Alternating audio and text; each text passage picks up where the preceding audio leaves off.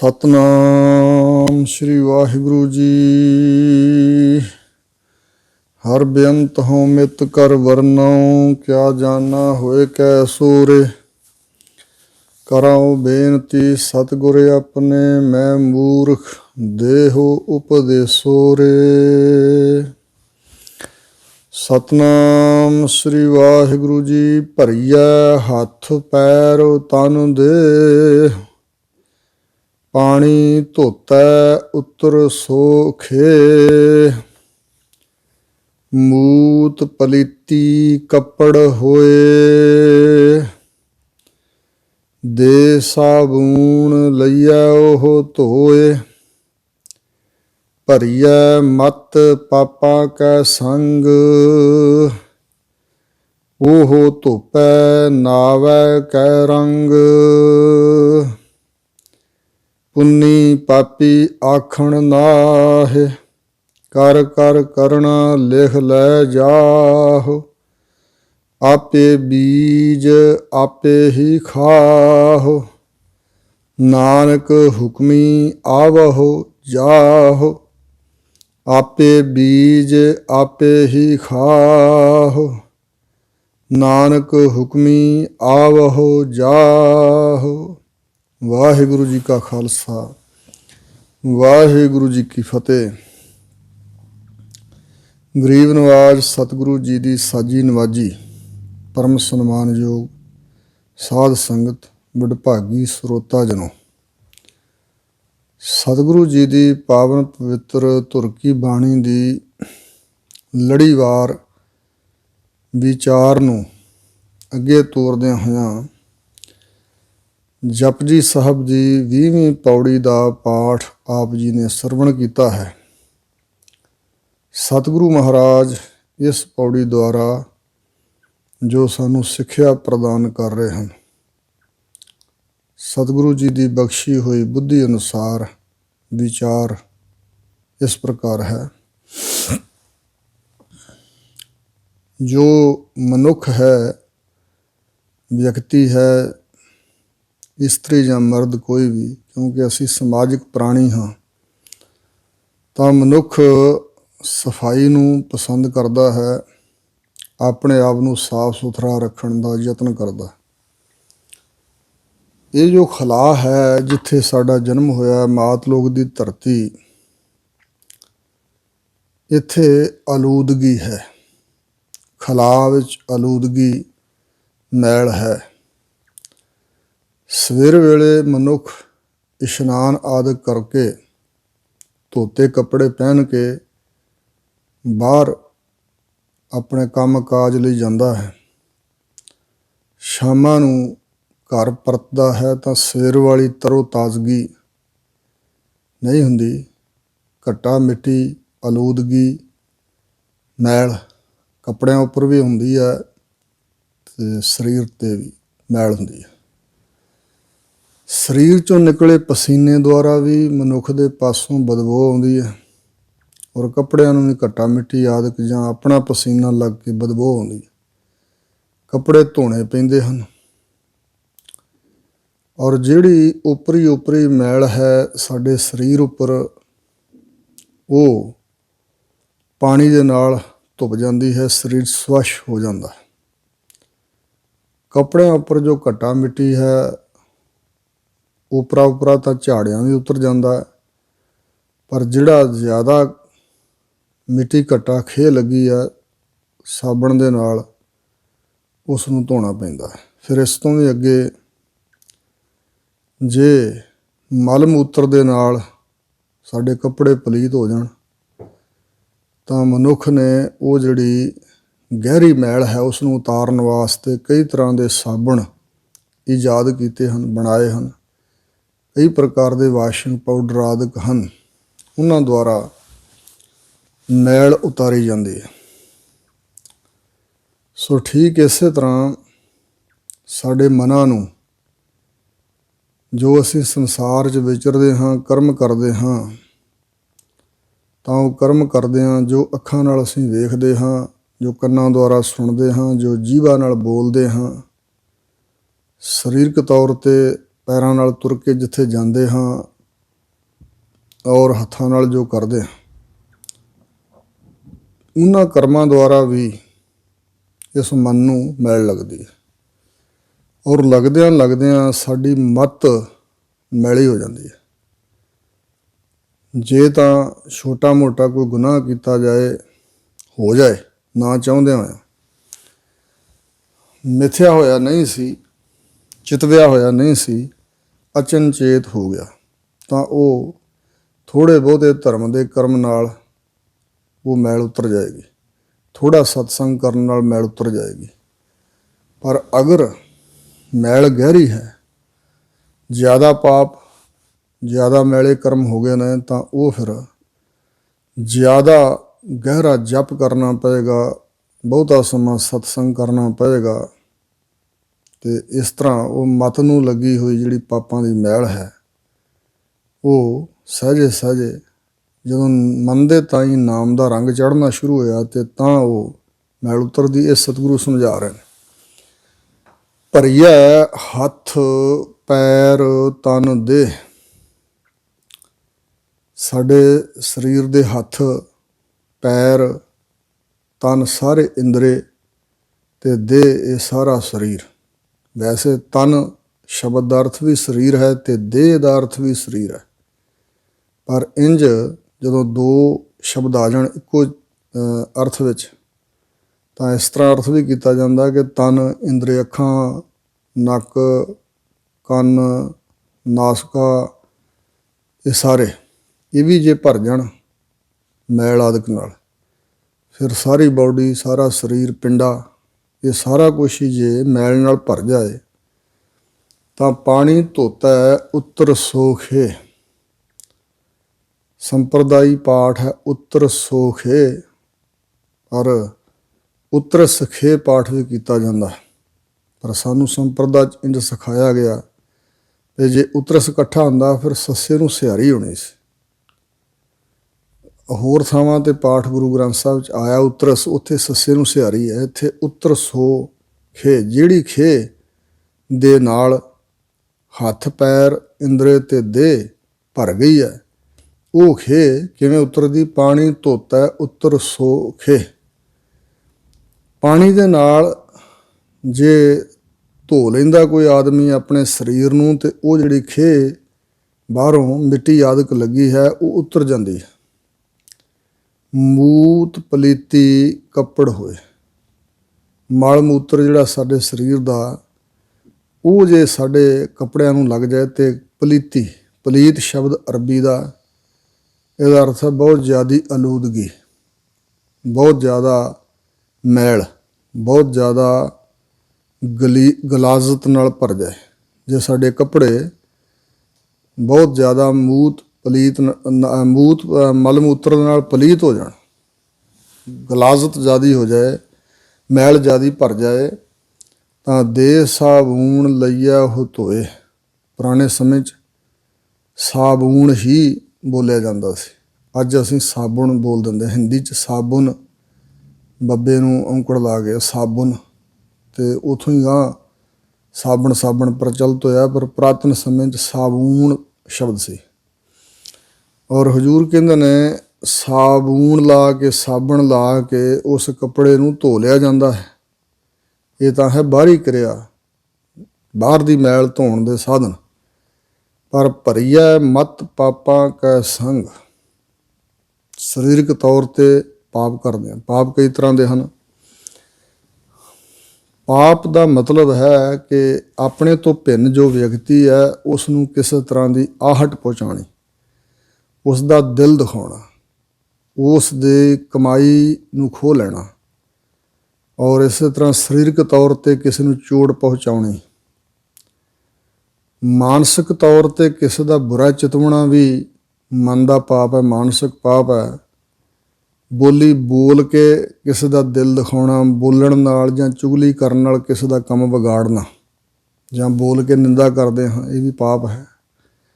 ਔਰ ਇਸੇ ਤਰ੍ਹਾਂ ਸਰੀਰਕ ਤੌਰ 'ਤੇ ਕਿਸੇ ਦਾ ਬੁਰਾ ਕਰ ਦੇਣਾ, ਇਹ 3 ਤਰ੍ਹਾਂ ਦੇ ਪਾਪ।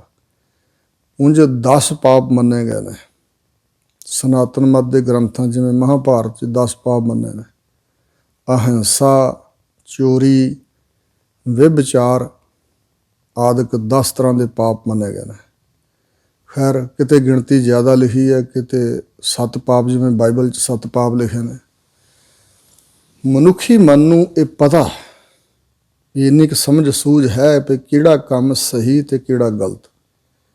ਜੋ ਬੁਰਾ ਕੰਮ ਹੈ, ਨਖੇਧ ਕਰਮ ਹੈ, ਉਹ ਵੀ ਪਤਾ ਮਨ ਨੂੰ। ਪਰ ਕਬੀਰ ਜੀ ਨੇ ਕਿਹਾ, ਕਬੀਰ ਮਨ ਜਾਣਤ ਸਭ ਬਾਤ, ਜਾਣਤ ਹੀ ਔਗਣ ਕਰੈ। ਨਾ ਜਾਣਦਿਆਂ ਹੋਇਆਂ ਸੁਤੇ ਸਿੱਧ ਵੀ ਪਾਪ ਕਰਮ ਤੋਂ ਸਤਿਗੁਰਾਂ ਨੇ ਵਰਜਿਆ ਸਾਨੂੰ। ਨਰ ਅਚੇਤ ਪਾਪ ਤੇ ਡਰ ਰਹੇ। ਤੂੰ ਪਾਪ ਦੀ ਚਿਤਵਨੀ ਪਹਿਲਾਂ ਨਹੀਂ ਕੀਤੀ, ਮਿਥਿਆ ਹੋਇਆ ਨਹੀਂ ਮਨ 'ਚ ਕਿ ਮੈਂ ਆਹ ਕਰਮ ਕਰਨਾ, ਤੇ ਸੁਤੇ ਸਿੱਧ ਵੀ ਪਾਪ ਨਾ ਹੋ ਜਾਏ, ਇਹ ਵੀ ਧਿਆਨ ਰੱਖਣਾ ਚਾਹੀਦਾ। ਔਰ ਇਸ ਪ੍ਰਕਾਰ ਜਿਹੜੇ ਜਾਣ ਬੁੱਝ ਕੇ ਪਾਪ ਕੀਤੇ ਜਾਂਦੇ ਨੇ ਸਾਡੇ ਸਿੱਖ ਪੰਥ ਦੇ ਅੰਦਰ, ਜਿਵੇਂ ਤੰਬਾਕੂ ਦਾ ਸੇਵਨ, ਭਾਦਣੀ ਕਰਨੀ, ਸਰੀਰ ਦੇ ਉੱਪਰ ਜਿਹੜੇ ਕੇਸ ਰੋਮ ਹਨ ਉਹਨਾਂ ਨੂੰ ਕੱਟਣਾ, ਇਸੇ ਤਰ੍ਹਾਂ ਜਿਹੜਾ ਕੁੱਠਾ ਮਾਸ ਖਾਣਾ ਤੇ ਵਿਭਚਾਰ, ਪਰ ਇਸਤਰੀ ਜਾਂ ਪਰ ਮਰਦ ਗਮਨ, ਇਹ 4 ਵੱਡੇ ਪਾਪ ਇਹਨਾਂ ਨੂੰ ਕੁਰੈਤਾਂ ਕਿਹਾ ਜਾਂਦਾ ਹੈ। ਔਰ ਸ੍ਰੀ ਗੁਰੂ ਗ੍ਰੰਥ ਸਾਹਿਬ 'ਚ ਇੰਝ ਵੀ ਪਾਪਾਂ ਦਾ ਜ਼ਿਕਰ ਆਇਆ। ਹਜ਼ੂਰ ਨੇ ਕਿਹਾ ਹੈ, ਬ੍ਰਾਹਮਣ ਕੈਲੀ ਘਾਤ ਕੰਜਕਾਂ ਅਣਚਾਰੀ ਕਾ ਧਾਨ, ਫਿਟਕ ਫਿਟਕਾ ਕੂੜ ਬਦੀਆਂ ਸਦਾ ਸਦਾ ਅਭਿਮਾਨ, ਪਾਹੇ ਇਤੇ ਜਾਹੇ ਵੀਸਰ ਨਾਨਕਾ ਇੱਕ ਨਾਮ। ਇਸ ਪ੍ਰਕਾਰ ਬ੍ਰਹਮ ਦੀ ਵਿਦਿਆ ਜਿਸ ਦੇ ਪਾਸ ਹੈ, ਸੋ ਬ੍ਰਾਹਮਣ ਭਲਾ ਆਖੀਐ, ਜੇ ਬੂਝੈ ਬ੍ਰਹਮ ਵਿਚਾਰ, ਉਸਨੂੰ ਸਤਿਗੁਰਾਂ ਬ੍ਰਾਹਮਣ ਮੰਨਿਆ। ਸੋ ਬ੍ਰਾਹਮਣ ਜੋ ਬਿੰਦਾ ਬ੍ਰਹਮ, ਜਪ ਤਪ ਸੰਜਮ ਕਮਾਵੈ ਕਰਮ, ਸੀਲ ਸੰਤੋਖ ਕਾ ਰੱਖੈ ਧਰਮ, ਬੰਧਨ ਤੋੜੈ ਹੋਵੈ ਮੁਕਤ, ਸੋਈ ਬ੍ਰਾਹਮਣ ਪੂਜਣ ਜੁਗਤ, ਸੋ ਪੰਡਤ ਜੋ ਤਿਹਾਂ ਗੁਣਾ ਕੀ ਪੰਡ ਉਤਾਰੈ ਆਦਿਕ। ਇਸ ਪ੍ਰਕਾਰ ਐਸੇ ਬ੍ਰਹਮ ਗਿਆਨੀ, ਬ੍ਰਹਮ ਦੇ ਗਿਆਨ ਵਾਲੇ, ਬ੍ਰਹਮ ਵਿਦਿਆ ਵਾਲੇ ਦਾ ਕਤਲ ਕਰਨਾ, ਗਊ ਦਾ ਘਾਤ ਕਰ ਦੇਣਾ, ਔਰ ਇਸੇ ਤਰ੍ਹਾਂ ਕੰਜਕਾਂ ਜੰਮਦੀਆਂ ਲੜਕੀਆਂ ਨੂੰ ਜਿਵੇਂ ਲੋਕ ਕਤਲ ਕਰਦੇ ਰਹੇ ਨੇ, ਅੱਜ ਕੱਲ੍ਹ ਭਰੂਣ ਹੱਤਿਆ ਰਾਹੀਂ ਕਰਦੇ ਨੇ, ਇਹ ਵੱਡਾ ਪਾਪ ਹੈ। ਅਣਚਾਰੀ, ਵੇਸਵਾਦਕ ਅਣਆਚਾਰੀ, ਮਾੜੇ ਕਰਮ ਕਰਨ ਵਾਲੇ ਲੋਕਾਂ ਦਾ ਧਾਨ ਗ੍ਰਹਿਣ ਕਰਨਾ, ਜਿਵੇਂ ਮਲਕ ਭਾਗੋ ਦੇ ਘਰ ਭੋਜਨ ਛਕਣ ਤੋਂ ਗੁਰੂ ਨਾਨਕ ਸਾਹਿਬ ਨੇ ਨਾ ਕਰਤੀ ਸੀ। ਉਹ ਕਹਿੰਦਾ ਵੀ ਬਾਕੀ ਸਾਰੇ ਛਕੀ ਜਾ ਰਹੇ ਨੇ, ਤੁਸੀਂ ਕਿਉਂ ਨਹੀਂ ਛਕਦੇ? ਮਹਾਰਾਜ ਕਹਿਣ ਲੱਗੇ, ਬਾਕੀਆਂ ਨੂੰ ਪਤਾ ਨਹੀਂ ਹੈ, ਜਿਸ ਨੂੰ ਪਤਾ ਹੈ ਉਹ ਕਿਉਂ ਤੇਰੇ ਘਰ ਦਾ ਪਾਪ ਦਾ ਭੋਜਨ ਛਕੇ। ਇਸ ਪ੍ਰਕਾਰ ਹਜ਼ੂਰ ਕਹਿੰਦੇ ਨੇ, ਇਹੋ ਜਿਹੇ ਜਿਹੜੇ 4 ਵੱਡੇ ਪਾਪ ਹੋ ਜਾਣ ਤਾਂ ਵਾਹਿਗੁਰੂ ਦਾ ਨਾਮ ਵਿਸਰ ਜਾਂਦਾ, ਚੇਤੇ ਨਹੀਂ ਆਉਂਦਾ, ਤੇ ਰੱਬ ਭੁੱਲ ਜਾਏ ਤੇ ਹੋਰ ਵੱਡੇ ਗੁਨਾਹ ਐਬ ਦੋਸ਼ ਮਨੁੱਖ ਦੇ ਸਿਰ ਤੇ ਚੜ੍ਹ ਜਾਣਗੇ। ਅਕਿਰਤ ਘਣਤਾ ਦਾ ਵੱਡਾ ਪਾਪ, ਵਾਹਿਗੁਰੂ ਨੂੰ ਵਿਸਰ ਜਾਣਾ, ਭੁਲਾ ਦੇਣਾ, ਇਹ ਵੱਡਾ ਪਾਪ ਹੈ। ਇਸ ਪ੍ਰਕਾਰ ਦੇ ਅਨੇਕਾਂ ਪਾਪ 6 ਅਤਤਾਈਆਂ ਵੀ ਮੰਨੀਆਂ ਨੇ। ਅਗਨ ਲਾਏ ਬਿਖ ਦੇਵਈ, ਸ਼ਸਤਰਹੀਣ ਕੋ ਮਾਰ, ਧਨ ਭੂਮੀ ਇਸਤਰੀ ਹਿਰੈ, ਅਤਤਾਈ 2-4। ਕਿਸੇ ਦੇ ਅਨਾਜ ਨੂੰ, ਘਰ ਨੂੰ, ਕਿਸੇ ਪਦਾਰਥ ਨੂੰ ਅੱਗ ਲਾ ਕੇ ਸਾੜ ਦੇਣਾ, ਕਿਸੇ ਨੂੰ ਬਿਖ ਜ਼ਹਿਰ ਦੇ ਕੇ ਕਤਲ ਕਰ ਦੇਣਾ ਧੋਖੇ ਨਾਲ, ਕਿਸੇ ਨੂੰ ਨਿਹੱਥਾ ਵੇਖ ਕੇ ਕਿ ਹੁਣ ਇਹਦੇ ਕੋਲ ਕੋਈ ਸ਼ਸਤਰ ਨਹੀਂ, ਉਸ ਵੇਲੇ ਵਾਰ ਕਰਕੇ ਉਹਦਾ ਕਤਲ ਕਰਨਾ, ਕਿਸੇ ਦਾ ਧਨ ਚੋਰੀ ਕਰ ਲੈਣਾ, ਹੱਕ ਮਾਰ ਲੈਣਾ, ਕਿਸੇ ਦੀ ਜ਼ਮੀਨ 'ਤੇ ਜ਼ਬਰਦਸਤੀ ਕਬਜ਼ਾ ਕਰ ਲੈਣਾ, ਕਿਸੇ ਦੀ ਧਰਮ ਪਤਨੀ ਇਸਤਰੀ ਨੂੰ ਉਧਾਲ ਕੇ ਕੱਢ ਕੇ ਲੈ ਜਾਣਾ। ਇਹ 6 ਅਤਤਾਈਆਂ ਸ਼ਾਸਤਰਕਾਰਾਂ ਨੇ ਮੰਨੀਆਂ ਹਨ। ਸਤਿਗੁਰੂ ਮਹਾਰਾਜ ਨੇ ਕਿਹਾ, ਸੰਤ ਕਾ ਨਿੰਦਕ ਮਹਾ ਅਤਤਾਈ, ਸਾਧੂ ਸੰਤ ਦਾ ਨਿੰਦਕ ਮਹਾਨ ਅਤਤਾਈ ਕਰਨ ਵਾਲਾ, ਭਾਵੇਂ ਵੱਡਾ ਪਾਪ ਹੈ। ਇਸ ਕਰਕੇ ਇਹ ਜਿਹੜੇ ਕਰਮ ਅਸੀਂ ਪਿਛਲੇ ਜਨਮਾਂ ਦੇ ਵੀ ਕਮਾਏ ਹੋਏ ਨੇ। ਇਹ ਕਿਹਾ ਹਜ਼ੂਰ ਨੇ ਕਿ ਜਨਮ ਜਨਮ ਕਿਸ ਮਨ ਕੋ ਮਲ ਲਾਗੀ, ਅਨੇਕ ਜਨਮ ਪਾਪ ਕਰ ਭਰਮੇ, ਹੁਣ ਤਉ ਸਰਨਾਗਤ ਆਏ, ਦਇਆ ਕਰੋ ਰੱਖ ਲੇਵੋ ਹਰ ਜੀਉ, ਹਮ ਦੀਨ ਤੇਰੀ ਸਰਣਾਏ। ਕਦੇ ਨਾ ਇਹ ਸਮਝਣਾ ਕਿ ਅਸੀਂ ਕੋਈ ਪਾਪ ਨਹੀਂ ਕੀਤਾ, ਕੀਤੇ ਹੋਏ ਨੇ ਤਾਂ ਹੀ ਇਸ ਧਰਤੀ 'ਤੇ ਅਜੇ ਫਿਰ ਰਹੇ, ਜਨਮ ਲਿਆ ਹੈ। ਕੁਛ ਕਰਮ ਤਾਂ ਬੁਰੇ ਕੀਤੇ ਹੋਣਗੇ ਜਿਨ੍ਹਾਂ ਕਰਕੇ ਅਸੀਂ ਜੰਮਣ ਮਰਨ ਦੇ ਚੱਕਰਾਂ 'ਚ ਪਏ ਹੋਏ ਅਜੇ ਨਿਕਲੇ ਨਹੀਂ।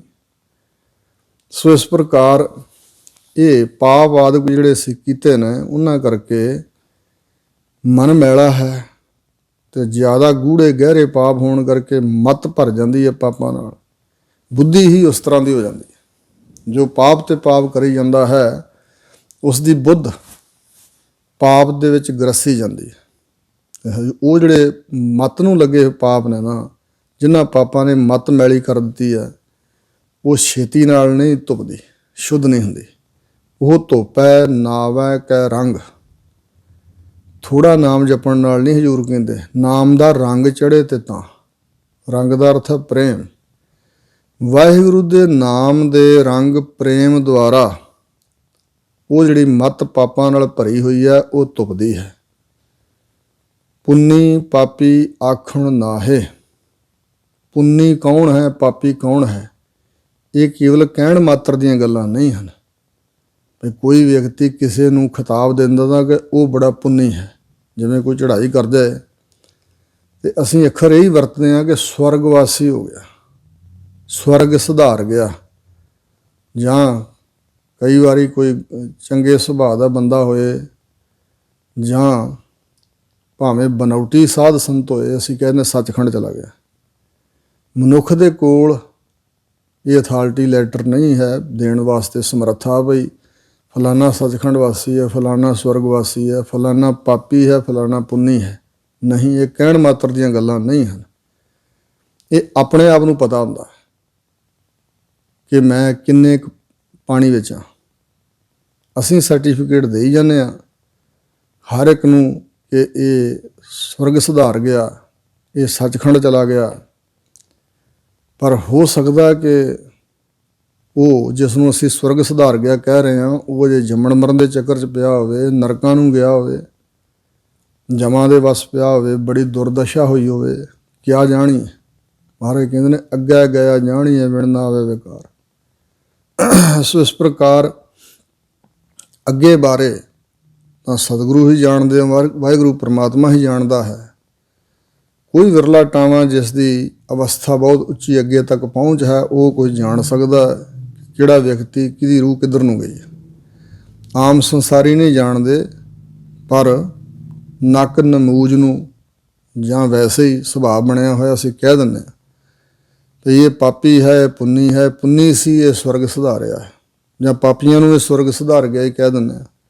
ਨਹੀਂ, ਹਜ਼ੂਰ ਕਹਿੰਦੇ ਨੇ ਪੁੰਨੀ ਤੇ ਪਾਪੀ ਕੇਵਲ ਆਖਣ ਮਾਤਰ ਕਹਿਣ ਮਾਤਰ ਵਿੱਚ ਨਹੀਂ, ਕਰ ਕਰ ਕਰਨਾ ਲਿਖ ਲੈ ਜਾਹੋ।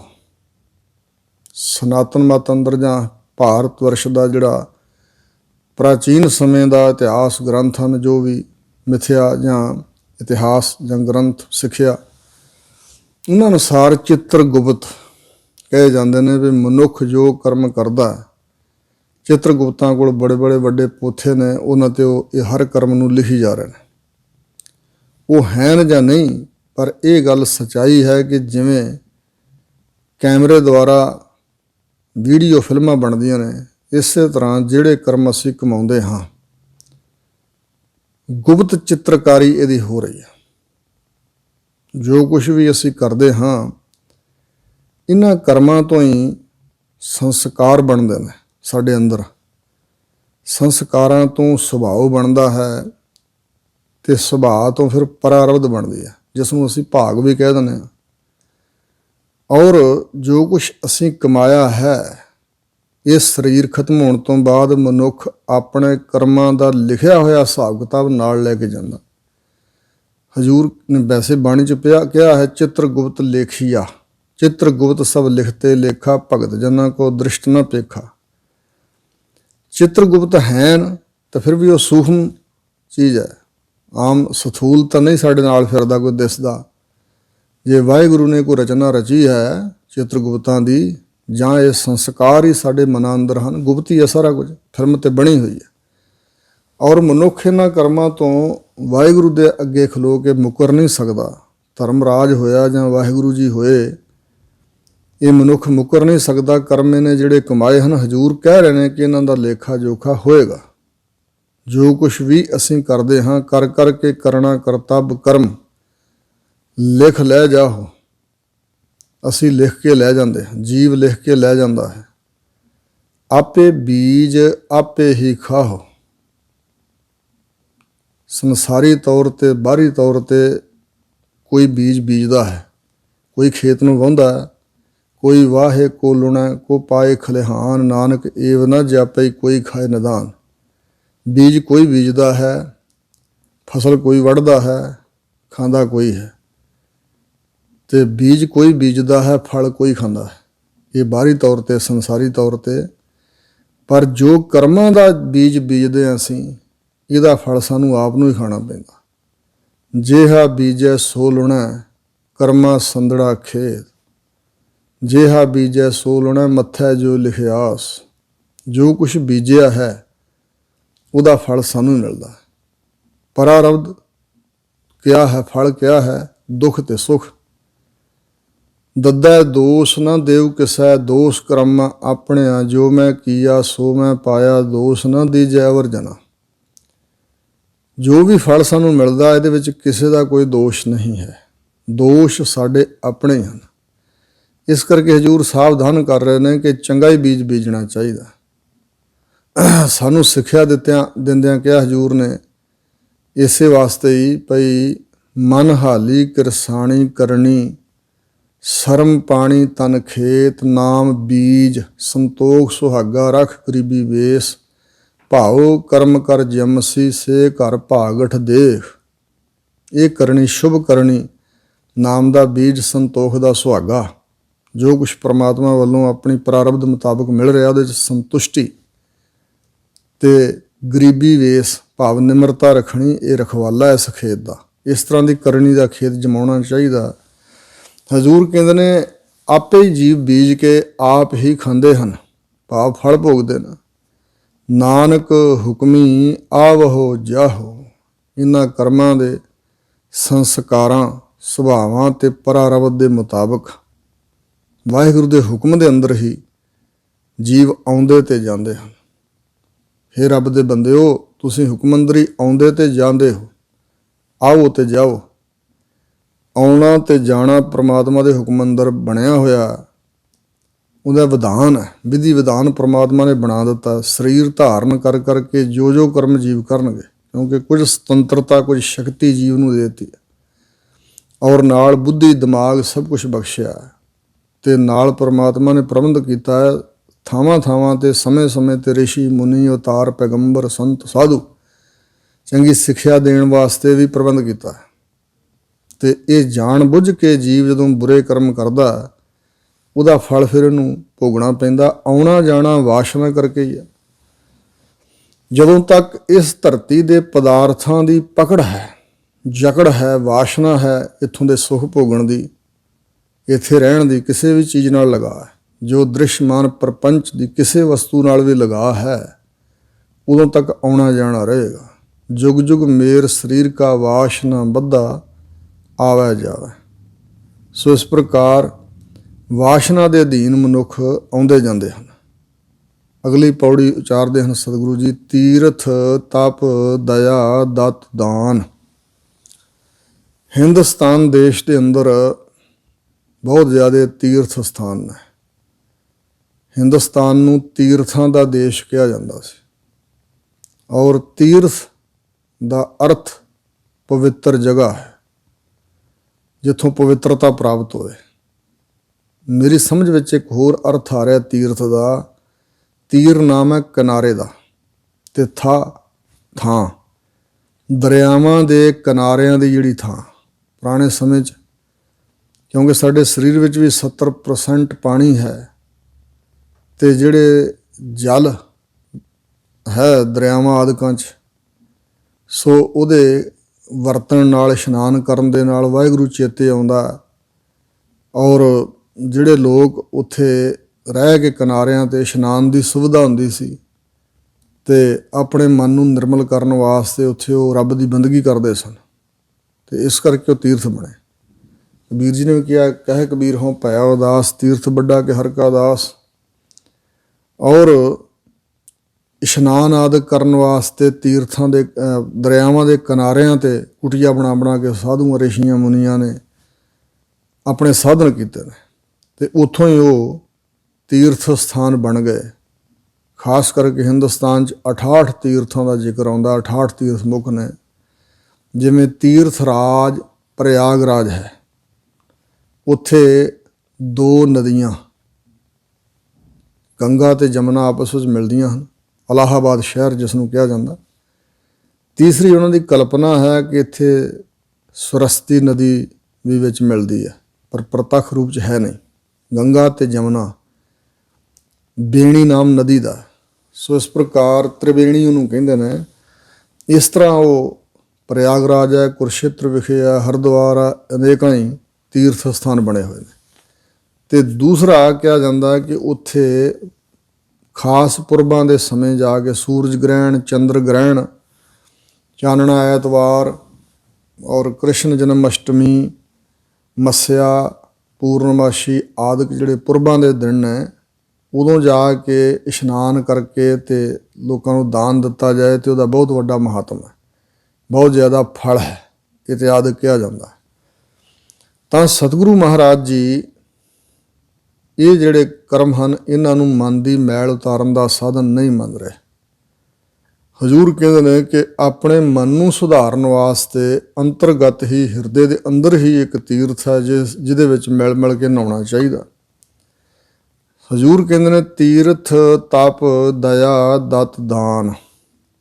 ਤੀਰਥਾਂ 'ਤੇ ਜਾ ਕੇ ਕੇਵਲ ਸਰੀਰ ਦੀ ਸੁਧੀ ਕਰ ਲੈਣੀ, ਇਸ਼ਨਾਨ ਕਰ ਲੈਣਾ ਔਰ ਤਪ ਕਰਨਾ, ਜਿਵੇਂ ਜਲ ਧਾਰੇ ਕਰਨੇ, ਧੂਣੀਆਂ ਤਪਾਉਣੀਆਂ, ਪੁੱਠੇ ਲਟਕਣਾ, ਭੁੱਖੇ ਧਿਆਏ ਰਹਿਣਾ, ਨੰਗੇ ਰਹਿਣਾ, ਇਹ ਤਪ ਕਰਦੇ ਸਨ ਲੋਕ, ਅੱਜ ਵੀ ਕਰਦੇ ਹੋਣਗੇ। ਅਤੇ ਦਇਆ, ਜਿਵੇਂ ਜੈਨੀ ਲੋਕ ਦਇਆ ਕਰਦੇ ਨੇ, ਭਈ ਮੂੰਹ 'ਤੇ ਪੱਟੀਆਂ ਜਿਹੀਆਂ ਬੰਨ੍ਹ ਕੇ ਰੱਖਦੇ ਨੇ ਔਰ ਬੜੇ ਧਿਆਨ ਨਾਲ ਤੁਰਦੇ ਨੇ ਕਿ ਕੀੜੀ ਥੱਲੇ ਪੈਰਾਂ ਦੇ ਨਾ ਆ ਜਾਏ। ਅਤੇ ਇਸੇ ਤਰ੍ਹਾਂ ਫੂਲ ਫਦੀਹਤ ਮੋਹਿ ਲੈਣ ਪੜਾਸਾਂ, ਪਾਣੀ ਦੇਖ ਸੰਗਾਹੀ।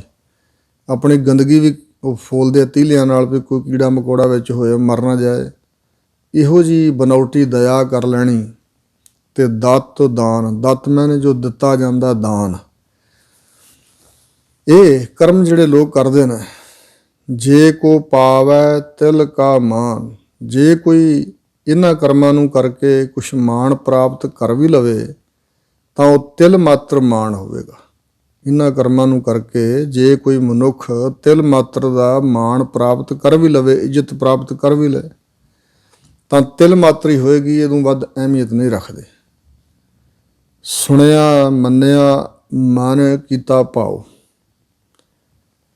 ਜਿਵੇਂ ਉੱਥੇ ਗੰਗਾ ਜਮਨਾ ਦੇ ਮਿਲਾਪ ਵਾਲੀ ਥਾਂ ਪ੍ਰਯਾਗਰਾਜ ਲੋਕ ਤੀਰਥ ਇਸ਼ਨਾਨ ਕਰਦੇ ਨੇ, ਜੇ ਮਨ 'ਚ ਕੋਈ ਭਾਵਨਾ ਹੋਵੇ ਅਤੇ ਉੱਥੋਂ ਇਸ਼ਨਾਨ ਕਰਦਿਆਂ ਰੱਬ ਦਾ ਨਾਮ ਜਪਣ, ਭਾਵਨਾ ਵਾਲਾ ਹਿਰਦਾ ਲੈ ਕੇ ਜਾਣ, ਫਿਰ ਤੇ ਕੁਛ ਪ੍ਰਾਪਤ ਹੋ ਜਾਏਗਾ। ਪਰ ਜੋ ਸਤਿਗੁਰੂ ਨੇ ਦੱਸਿਆ ਤ੍ਰਿਵੇਣੀ ਦਾ ਇਸ਼ਨਾਨ, ਕੰਨਾਂ ਦੁਆਰਾ ਭਾਵਨਾ ਨਾਲ ਸੁਣਨਾ ਨਾਮ ਨੂੰ, ਫਿਰ ਮਨ ਕਰਕੇ ਮੰਨ ਲੈਣਾ, ਭਾਵ ਦ੍ਰਿੜ ਕਰ ਲੈਣਾ।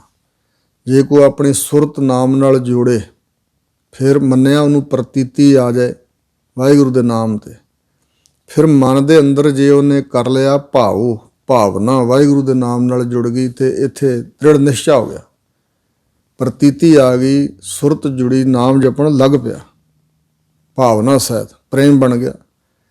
ਅੰਤਰਗਤ ਤੀਰਥ ਮਲ ਨਹਾਓ। ਹਜ਼ੂਰ ਕਹਿੰਦੇ ਇਹ ਅੰਤਰ ਸਰੀਰ ਦੇ ਅੰਦਰ, ਮਨ ਦੇ ਅੰਦਰ ਹੀ ਕਰਨ ਵਾਲਾ ਇਹ ਇਸ਼ਨਾਨ ਹੈ। ਇਹ ਅੰਤਰਗਤ ਹੀ ਤੀਰਥ 'ਤੇ ਮਲ ਮਲ ਕੇ ਨਹਾਉਣਾ ਚਾਹੀਦਾ। ਇਸ ਤੀਰਥ 'ਤੇ ਇਸ ਤਰ੍ਹਾਂ ਆਪਣੇ ਆਪ ਨੂੰ ਤੁਸੀਂ ਪਵਿੱਤਰ ਕਰ ਸਕਦੇ ਹੋ। ਬਾਹਰੀ ਤੀਰਥਾਂ ਦੇ ਇਸ਼ਨਾਨ ਨੂੰ ਹਜ਼ੂਰ ਨੇ ਕਿਹਾ ਤੀਰਥ ਨਹਾਤਾ ਕਿਆ ਕਰੈ ਮਨ ਮੈਂ ਮੈਲ ਗੁਮਾਨ। ਸੋ ਇਸ ਪ੍ਰਕਾਰ ਤੀਰਥ ਨਹਾਵਣ ਜਾਓ, ਤੀਰਥ ਨਾਮ ਹੈ, ਤੀਰਥ ਸ਼ਬਦ ਵਿਚਾਰ ਅੰਤਰ ਗਿਆਨ ਹੈ। ਸੋ ਇਸ ਪ੍ਰਕਾਰ ਹਜ਼ੂਰ ਨੇ ਇੰਝ ਬਾਹਰੀ ਤੌਰ 'ਤੇ ਤੀਰਥਾਂ ਦੇ ਇਸ਼ਨਾਨ ਕਰਨ ਵਾਲੀ ਸਫਲਤਾ ਜੋ ਮੰਨਦੇ ਲੋਕ, ਉਹਦਾ ਖੰਡਨ ਕੀਤਾ। ਅਤੇ ਹਜ਼ੂਰ ਨੇ ਕਿਹਾ ਤੀਰਥ ਹਮਰਾ ਹਰ ਕੋ ਨਾਮ, ਗੁਰ ਉਪਦੇਸਿਆ ਤਤ ਗਿਆਨ। ਇੱਕ ਪ੍ਰਸ਼ਨ ਜਿਹੜਾ ਲੋਕ ਉਠਾਉਂਦੇ ਨੇ ਕਈ ਸੱਜਣ, ਅਤੇ ਫਿਰ ਹਰਿਮੰਦਰ ਸਾਹਿਬ ਦੇ ਉਦਾਲੇ ਜਿਹੜਾ ਸਰੋਵਰ ਹੈ ਜਾਂ ਗੁਰੂ ਘਰਾਂ ਜਿਹੜੇ ਸਰੋਵਰ ਨੇ, ਫਿਰ ਉਹਨਾਂ ਦਾ ਮਹਾਤਮ ਕਿਉਂ? ਉੱਥੇ ਕੀਰਤਨ ਜਾਰੀ ਕੀਤਾ ਸਤਿਗੁਰਾਂ ਨੇ। ਜਲ ਦਾ ਇਸ਼ਨਾਨ ਪੁਰਾਣੇ ਸਮੇਂ 'ਚ ਇੱਕ ਤਾਂ ਜਲ ਦਾ ਪ੍ਰਬੰਧ ਵੀ ਬਹੁਤ ਘੱਟ ਹੁੰਦਾ ਸੀ, ਪਰ ਦੂਸਰਾ ਇਸ਼ਨਾਨ ਕਰਨਾ ਸਿੱਖ ਧਰਮ ਦਾ ਵਿਧਾਨ ਹੈ, ਇਸ਼ਨਾਨ ਕਰਨਾ ਬੜਾ ਜ਼ਰੂਰੀ ਹੈ। ਔਰ ਤੀਸਰਾ ਮੇਨ ਕਾਰਨ ਕਿ ਨਾਮ ਦਾ ਪ੍ਰਭਾਵ ਜਲ ਗ੍ਰਹਿਣ ਕਰਦਾ। ਹਵਾ ਫਿਜ਼ਾ ਦੇ ਉੱਪਰ ਵੀ ਪ੍ਰਭਾਵ ਪੈਂਦਾ ਨਾਮ ਦਾ, ਕੀਰਤਨ ਦਾ, ਰੱਬ ਦੇ ਜਸ ਦਾ, ਅਤੇ ਜਲ ਦੇ ਉੱਪਰ ਵੀ ਬਹੁਤ ਪ੍ਰਭਾਵ ਪੈਂਦਾ। ਔਰ ਜਿੱਥੇ ਅੱਠੇ ਪੈਰ ਕੀਰਤਨ ਹੋ ਰਿਹਾ, ਦੇਖੋ ਸਾਡੇ ਸਰੀਰ 'ਤੇ ਵੀ ਪ੍ਰਭਾਵ ਪੈਂਦਾ ਨਾਮ ਦਾ, ਫਿਜ਼ਾ 'ਤੇ ਪ੍ਰਭਾਵ ਪੈਂਦਾ, ਸਾਡੇ ਮਨ 'ਤੇ ਵੀ ਪ੍ਰਭਾਵ ਪੈਂਦਾ। ਇਸੇ ਤਰ੍ਹਾਂ ਇਹ ਸਾਇੰਟਿਸਟਾਂ ਨੇ ਵੀ ਸਿੱਧ ਕਰ ਦਿੱਤਾ ਵੀ ਜਲ ਦੇ ਕੋਲ ਜਿਹੜੀਆਂ ਤਰੰਗਾਂ ਹੋਣਗੀਆਂ, ਜੋ ਕੁਛ ਗਾਇਆ ਜਾਏਗਾ, ਸੰਗੀਤ ਹੋਵੇਗਾ, ਬੋਲਿਆ ਜਾਏਗਾ, ਉਹ ਸਾਰਾ ਕੁਛ ਦਾ ਪ੍ਰਭਾਵ ਜਲ ਉੱਪਰ ਪੈਂਦਾ। ਇਸ ਕਰਕੇ ਸਤਿਗੁਰੂ ਮਹਾਰਾਜ ਨੇ ਬਹੁ ਗਿਣਤੀ ਸੰਗਤ ਆਵੇ ਅਤੇ ਉੱਥੇ ਜਲ ਦੇ ਵਿੱਚ ਇਸ਼ਨਾਨ ਵੀ ਸਾਰੇ ਕਰ ਸਕਦੇ ਨੇ। ਉੱਥੇ ਕੀਰਤਨ ਵੀ ਹੋ ਰਿਹਾ, ਜਲ 'ਤੇ ਪ੍ਰਭਾਵ ਵੀ ਹੈ। ਫਿਰ ਉੱਥੇ ਪਰਿਕਰਮਾ ਵਿੱਚ ਵੀ ਤੁਸੀਂ ਕੀਰਤਨ ਸੁਣਦੇ ਜਾਓ, ਉੱਥੇ ਬੈਠ ਕੇ ਫਿਰ ਵਾਹਿਗੁਰੂ ਦਾ ਜਸ ਸੁਣੋ, ਗਾਓ, ਪੜ੍ਹੋ।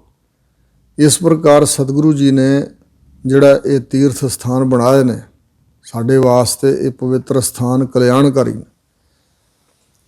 ਇੱਥੋਂ ਤੱਕ ਕਿ ਹੋਰਨਾਂ ਮਤਾਂ ਦੇ ਲੋਕ ਜਿਹੜੇ ਸੁਰਤੀ ਦੇ ਮਾਰਗ 'ਤੇ ਚੱਲਣ ਵਾਲੇ ਹਨ, ਉਹਨਾਂ ਵੀ ਆਪਣਾ ਨਿੱਜੀ ਤਜਰਬਾ ਦੱਸਿਆ ਵੀ ਹਰਿਮੰਦਰ ਸਾਹਿਬ ਦੀ ਪਰਿਕਰਮਾ ਅੰਦਰ ਜੋ ਪਵਿੱਤਰਤਾ ਹੈ, ਜਿੰਨਾ ਮਨ ਇੱਥੇ ਜੁੜਦਾ ਹੈ ਅਤੇ ਜਿੰਨਾ ਨਾਮ ਜਪਣ ਦਾ, ਸਰਵਣ ਕਰਨ ਦਾ ਇੱਥੇ ਮਹਾਤਮ ਹੈ, ਲਾਭ ਹੈ, ਉਹਨਾਂ ਹੋਰ ਕਿਤੇ ਨਹੀਂ। ਇਸਲਾਮ ਦਾ ਇੱਕ ਬੜਾ ਵੱਡਾ ਪੀਰ ਸੀ ਭਾਈ ਸਾਹਿਬ ਡਾਕਟਰ ਵੀਰ ਸਿੰਘ ਜੀ ਨੇ ਬਚਨ ਲਿਖਿਆ ਹੈ ਕਿ ਉਹ ਅੰਤਰਜਾਮੀ ਵੀ ਸੀ ਅਤੇ ਬੜੀ ਕਮਾਈ ਵਾਲਾ ਸੀ। ਕਈ ਘੰਟੇ ਦਰਬਾਰ ਸਾਹਿਬ ਦੀ ਪਰਿਕਰਮਾ 'ਚੋਂ ਕੀਰਤਨ ਸੁਣਦਾ ਸੀ ਰੋਜ਼। ਅਤੇ ਜੇ ਭਾਈ ਸਾਹਿਬ ਉਦਾਸ ਹੋ ਜਾਂਦੇ ਸੀ ਕਿਸੇ ਗੱਲੋਂ, ਬਹੁਤੇ ਵਿਰਾਗ 'ਚ, ਅਤੇ ਉਹ ਇਹਨਾਂ ਦੇ ਘਰ ਪਹੁੰਚ ਜਾਂਦਾ ਸੀ ਅਤੇ ਕਹਿੰਦਾ ਸੀ, ਵੀਰ ਸਿੰਘ ਜੀ ਉਦਾਸ ਹੋ ਗਏ। ਇਹਨਾਂ ਦੀਆਂ ਬਾਹਾਂ ਫੜ ਕੇ ਉੱਤੇ ਹੱਥ ਫੇਰਦਾ ਸੀ ਅਤੇ ਇਹਨਾਂ ਦੀ ਉਦਾਸੀ ਦੂਰ ਕਰ ਦਿੰਦਾ ਸੀ। ਭਾਈ ਸਾਹਿਬ ਨੇ ਆਪਣਾ ਨਿੱਜੀ ਤਜਰਬਾ ਦੱਸਿਆ। ਉਹਨੂੰ ਪੁੱਛਿਆ ਸੀ ਕਿ ਤੁਸੀਂ ਇਸਲਾਮ ਦੇ ਪੀਰ ਹੋ ਅਤੇ ਇੱਥੇ ਹਰਿਮੰਦਰ ਸਾਹਿਬ ਦੀ ਪਰਿਕਰਮਾ 'ਚ ਕਿਉਂ? ਉਹਨਾਂ ਕਿਹਾ ਸੀ, ਮੈਂ ਮੱਕੇ ਸ਼ਰੀਫ ਰਹਿ ਕੇ ਵੀ ਬੜਾ ਚਿਰ ਵੇਖਿਆ, ਹੋਰ ਵੀ ਬੜੀਆਂ ਸਥਾਨਾਂ 'ਤੇ ਤੀਰਥਾਂ 'ਤੇ ਰਹਿ ਕੇ ਵੇਖਿਆ, ਅਤੇ ਨਿੱਜੀ ਤਜਰਬਾ ਹੈ ਭਾਈ ਵੀਰ ਸਿੰਘ ਜੀ ਕਿ ਜਿੰਨੀ ਪਵਿੱਤਰਤਾ ਇੱਥੇ ਹੈ, ਜਿੰਨਾ ਮਨ ਇੱਥੇ ਜੁੜਦਾ ਅਤੇ ਜਿੰਨਾ ਇੱਥੇ ਲਾਭ ਹੈ ਅੱਲਾ ਦਾ ਨਾਮ ਜਪਣਾ ਸੁਣਨ ਦਾ, ਉਹ ਹੋਰ ਕਿਧਰੇ ਨਹੀਂ। ਇਸ ਪ੍ਰਕਾਰ ਥਾਵਾਂ ਦਾ ਵੀ ਅਸਰ ਹੈ। ਮਸਕੀਨ ਜੀ ਦੱਸਦੇ ਸਨ ਕਿ ਕਈ ਪ੍ਰੇਮੀਆਂ ਨੂੰ ਪੁੱਛਿਆ ਕਿ ਤੁਸੀਂ ਕੋਈ ਤਰਲੋਕਪੁਰੀ ਰਹਿੰਦੇ ਹੋ, ਕੋਈ ਜਮਨਾਪੁਰੀ, ਕੋ ਕਿਤੇ ਦਿੱਲੀ ਦੇ ਵੱਖ-ਵੱਖ ਇਲਾਕਿਆਂ 'ਚ, ਉੱਥੇ ਵੀ ਗੁਰਦੁਆਰੇ ਸਾਹਿਬਾਨ ਹਨ, ਉੱਥੇ ਵੀ ਆਸਾ ਦੀ ਵਾਰ ਦਾ ਕੀਰਤਨ ਹੁੰਦਾ, ਪਰ ਐਡੀ ਦੂਰੋਂ ਚੱਲ ਕੇ ਸੀਸਗੰਜ ਸਾਹਿਬ ਕਿਉਂ ਆਉਂਦੇ ਹੋ? ਤਾਂ ਉਹਨਾਂ ਦਾ ਕਹਿਣਾ ਸੀ ਕਿ ਜੋ ਆਨੰਦ ਇੱਥੇ ਆਉਂਦਾ ਹੈ, ਜੋ ਰਸ ਇੱਥੇ ਵੱਜਦਾ, ਉਹ ਹੋਰ ਉੱਥੇ ਨਹੀਂ ਵੱਜਦਾ। ਇਤਿਹਾਦਕ ਜਿਹੜੇ ਸਤਿਗੁਰਾਂ ਦੇ ਯਾਦ ਕੀਤੇ ਪਵਿੱਤਰ ਸਥਾਨ ਹਨ, ਇਹ ਮਹਾਨਤਾ ਰੱਖਦੇ ਨੇ। ਮੇਨ ਕਰਮ ਤਾਂ ਨਾਮ ਜਪਣਾ ਸੁਣਨਾ ਹੀ ਹੈ, ਪਰ ਜਿਨ੍ਹਾਂ ਥਾਵਾਂ 'ਤੇ ਇੰਨੀ ਬੰਦਗੀ ਹੋਈ ਹੈ, ਜਿੱਥੇ ਸਤਿਗੁਰੂ ਸਾਹਿਬਾਨ ਨੇ ਆਪ ਰਹਿ ਕੇ ਸਿੱਖਾਂ ਤੋਂ ਭਗਤੀ ਕਰਵਾਈ ਹੈ, ਆਪ 68 ਤੀਰਥ ਜੈ ਸਾਧ ਪਗ ਧਰਹਿ, ਤਹਾਂ ਬੈਕੁੰਠ ਜਹ ਕੀਰਤਨ ਉਚਰਹਿ, ਇਹ ਸਤਿਗੁਰਾਂ ਦੀ ਬਾਣੀ ਦੇ ਬਚਨ ਨੇ। ਸੋ ਇਸ ਪ੍ਰਕਾਰ ਇਹਨਾਂ ਅਸਥਾਨਾਂ ਦਾ ਅਤੇ ਉਹ ਜਿਹੜੇ ਕੇਵਲ ਨਦੀਆਂ ਦਰਿਆਵਾਂ ਦੇ ਵਿੱਚ ਇਸ਼ਨਾਨ ਕਰਨ ਵਾਲੇ ਤੀਰਥ ਹਨ, ਉਹਨਾਂ ਦਾ ਬੜਾ ਅੰਤਰ ਹੈ।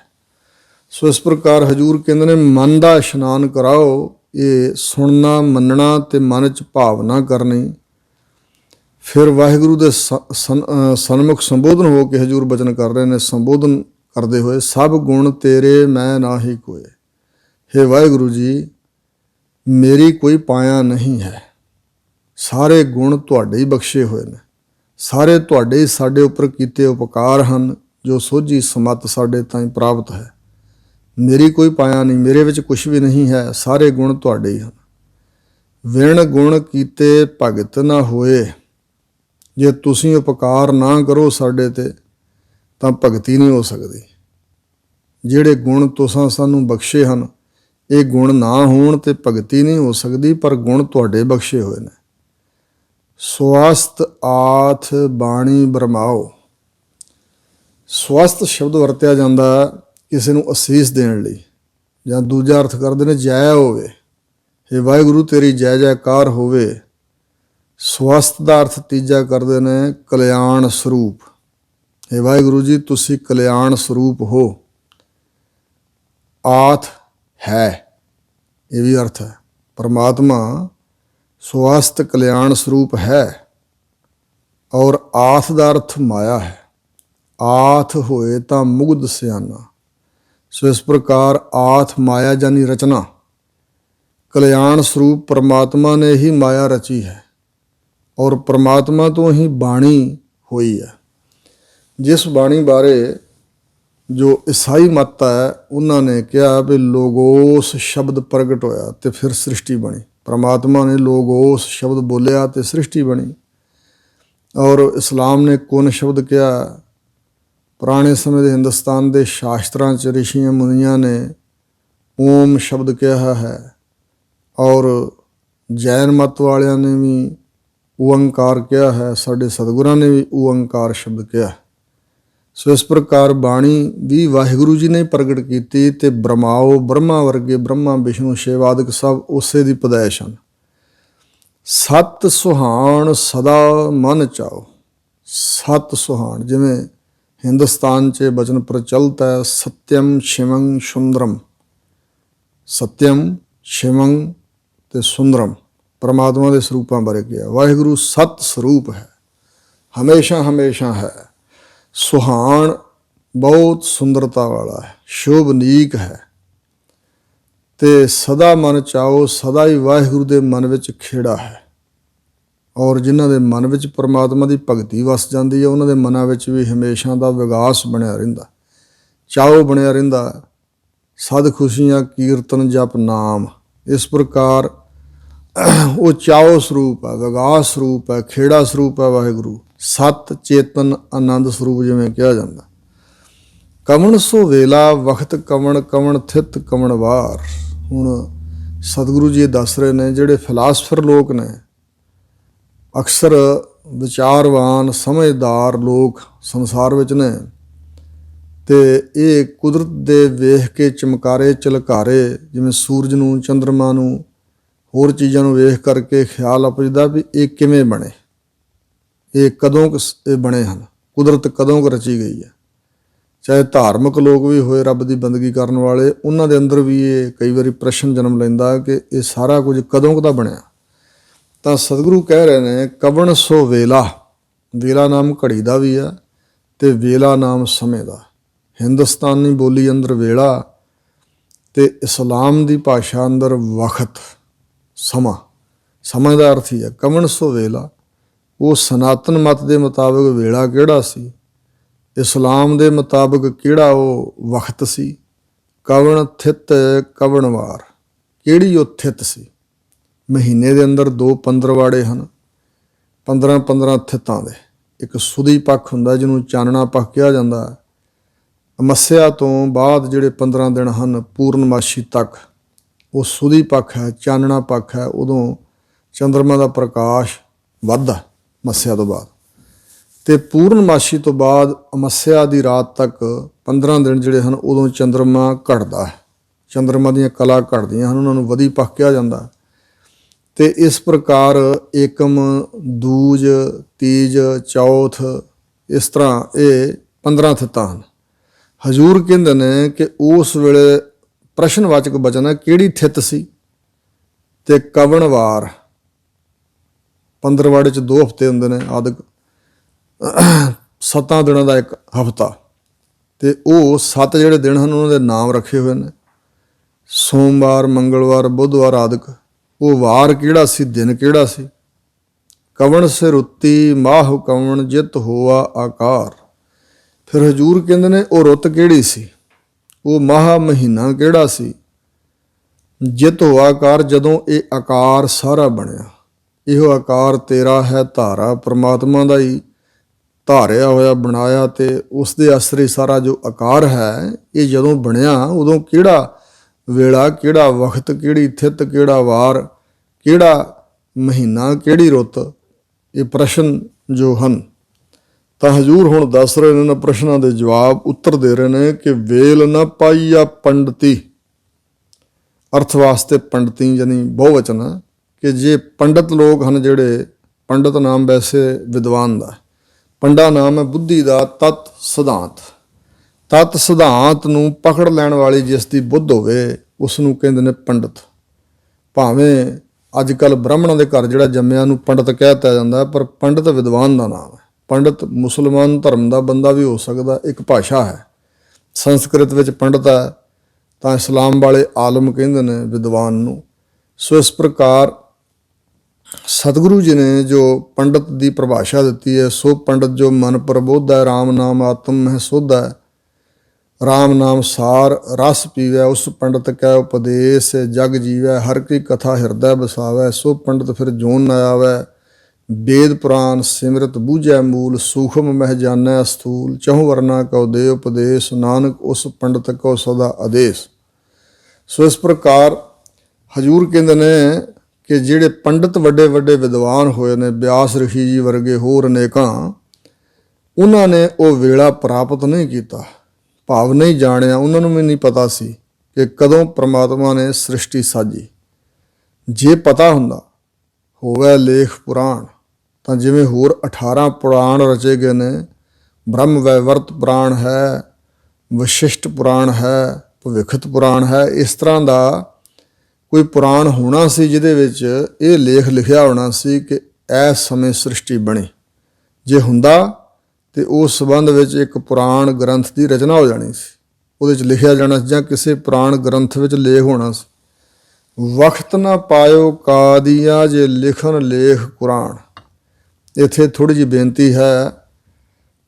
ਇੱਕ ਕਾਦੀਆਂ ਸ਼ਹਿਰ ਹੈ ਗੁਰਦਾਸਪੁਰ ਜ਼ਿਲ੍ਹੇ 'ਚ, ਅਤੇ ਉੱਥੇ ਮਿਰਜ਼ਈ ਮੁਸਲਮਾਨ ਬਹੁਤ ਵੱਸਦੇ ਨੇ, ਅਤੇ ਉਹਨਾਂ ਨੇ ਇਹ ਪੰਗਤੀ ਲੈ ਕੇ ਕਈ ਵਾਰੀ ਸਿੱਖਾਂ ਨਾਲ ਝਗੜਾ ਜਿਹਾ ਕੀਤਾ, ਬਹਿਸ ਕੀਤੀ ਵੀ ਤੁਹਾਡੇ ਗੁਰੂ ਬਾਬਾ ਜੀ ਨੇ ਵੀ ਕਿਹਾ ਵੀ ਆਉਣ ਵਾਲੇ ਸਮੇਂ ਜਿਹੜੇ ਕਾਦੀਆਂ ਵਾਲੇ ਮੁਸਲਮਾਨ ਹੋਣਗੇ ਉਹਨਾਂ ਨੂੰ ਵਕਤ ਨਾ ਪਾਇਓ, ਪਰ ਇਹ ਅਰਥ ਬਿਲਕੁਲ ਨਹੀਂ ਹੈ। ਇਹ ਕਾਜੀ ਸ਼ਬਦ ਤੋਂ ਕਾਦੀ ਬਣਿਆ। ਬਾਣੀ 'ਚ ਹੋਰ ਵੀ ਥਾਵਾਂ 'ਤੇ ਆਇਆ, ਕਾਦੀ ਕੂੜ ਬੋਲ ਮਲ ਖਾਏ। ਪੁਰਾਤਨ ਸਮੇਂ 'ਚ ਜੱਜੇ ਦੇ ਥਾਂ ਦੱਦਾ ਵਰਤਿਆ ਜਾਂਦਾ ਸੀ, ਦੱਦੇ ਥਾਂ ਜੱਜਾ ਵੀ ਵਰਤ ਲਿਆ ਜਾਂਦਾ ਸੀ। ਔਰ ਇਸ ਤਰ੍ਹਾਂ ਜਿਵੇਂ ਕਾਗਦ ਕਲਮ ਨਾਲ ਲਿਖਣ ਹਾਰ, ਕਾਗਜ਼ ਦੀ ਥਾਂ ਕਾਗਦ ਸ਼ਬਦ ਆਇਆ। ਇਸੇ ਪ੍ਰਕਾਰ ਕਾਦੀਆ, ਵਕਤ ਨਾ ਪਾਇਓ ਕਾਦੀਆ, ਜਿਹੜੇ ਕਾਜੀ ਹਨ ਇਸਲਾਮ ਦੇ ਵੱਡੇ ਵਡੇਰੇ ਜਿਹੜੇ ਹੋਏ ਨੇ ਵਿਦਵਾਨ ਲੋਕ, ਉਹਨਾਂ ਨੇ ਵੀ ਵਕਤ ਪ੍ਰਾਪਤ ਨਹੀਂ ਕੀਤਾ, ਭਾਵ ਜਾਣਿਆ ਨਹੀਂ। ਜੇ ਲਿਖਣ ਲੇਖ ਕੁਰਾਨ, ਜਿਵੇਂ ਉਹਨਾਂ ਨੇ ਆਇਤਾਂ ਇਕੱਠੀਆਂ ਕਰਕੇ ਕੁਰਾਨ ਸ਼ਰੀਫ ਗ੍ਰੰਥ ਬਣਾ ਲਿਆ, ਇਸੇ ਪ੍ਰਕਾਰ ਉਹਨਾਂ ਨੇ ਕੁਰਾਨ ਸ਼ਰੀਫ ਵਰਗਾ ਇੱਕ ਗ੍ਰੰਥ ਲੇਖ ਲਿਖ ਦੇਣਾ ਸੀ ਜੇ ਉਹਨਾਂ ਨੂੰ ਪਤਾ ਹੁੰਦਾ, ਜਾਂ ਉਸ ਕੁਰਾਨ ਸ਼ਰੀਫ ਦੇ ਅੰਦਰ ਹੀ ਕੋਈ ਐਸਾ ਲੇਖ ਲਿਖ ਦੇਣਾ ਸੀ ਜੇ ਕਾਜ਼ੀਆਂ ਨੂੰ, ਵਿਦਵਾਨਾਂ ਨੂੰ, ਇਸਲਾਮ ਦੇ ਵੱਡਿਆਂ ਨੂੰ ਪਤਾ ਹੁੰਦਾ, ਭਾਵ ਨਹੀਂ ਪਤਾ।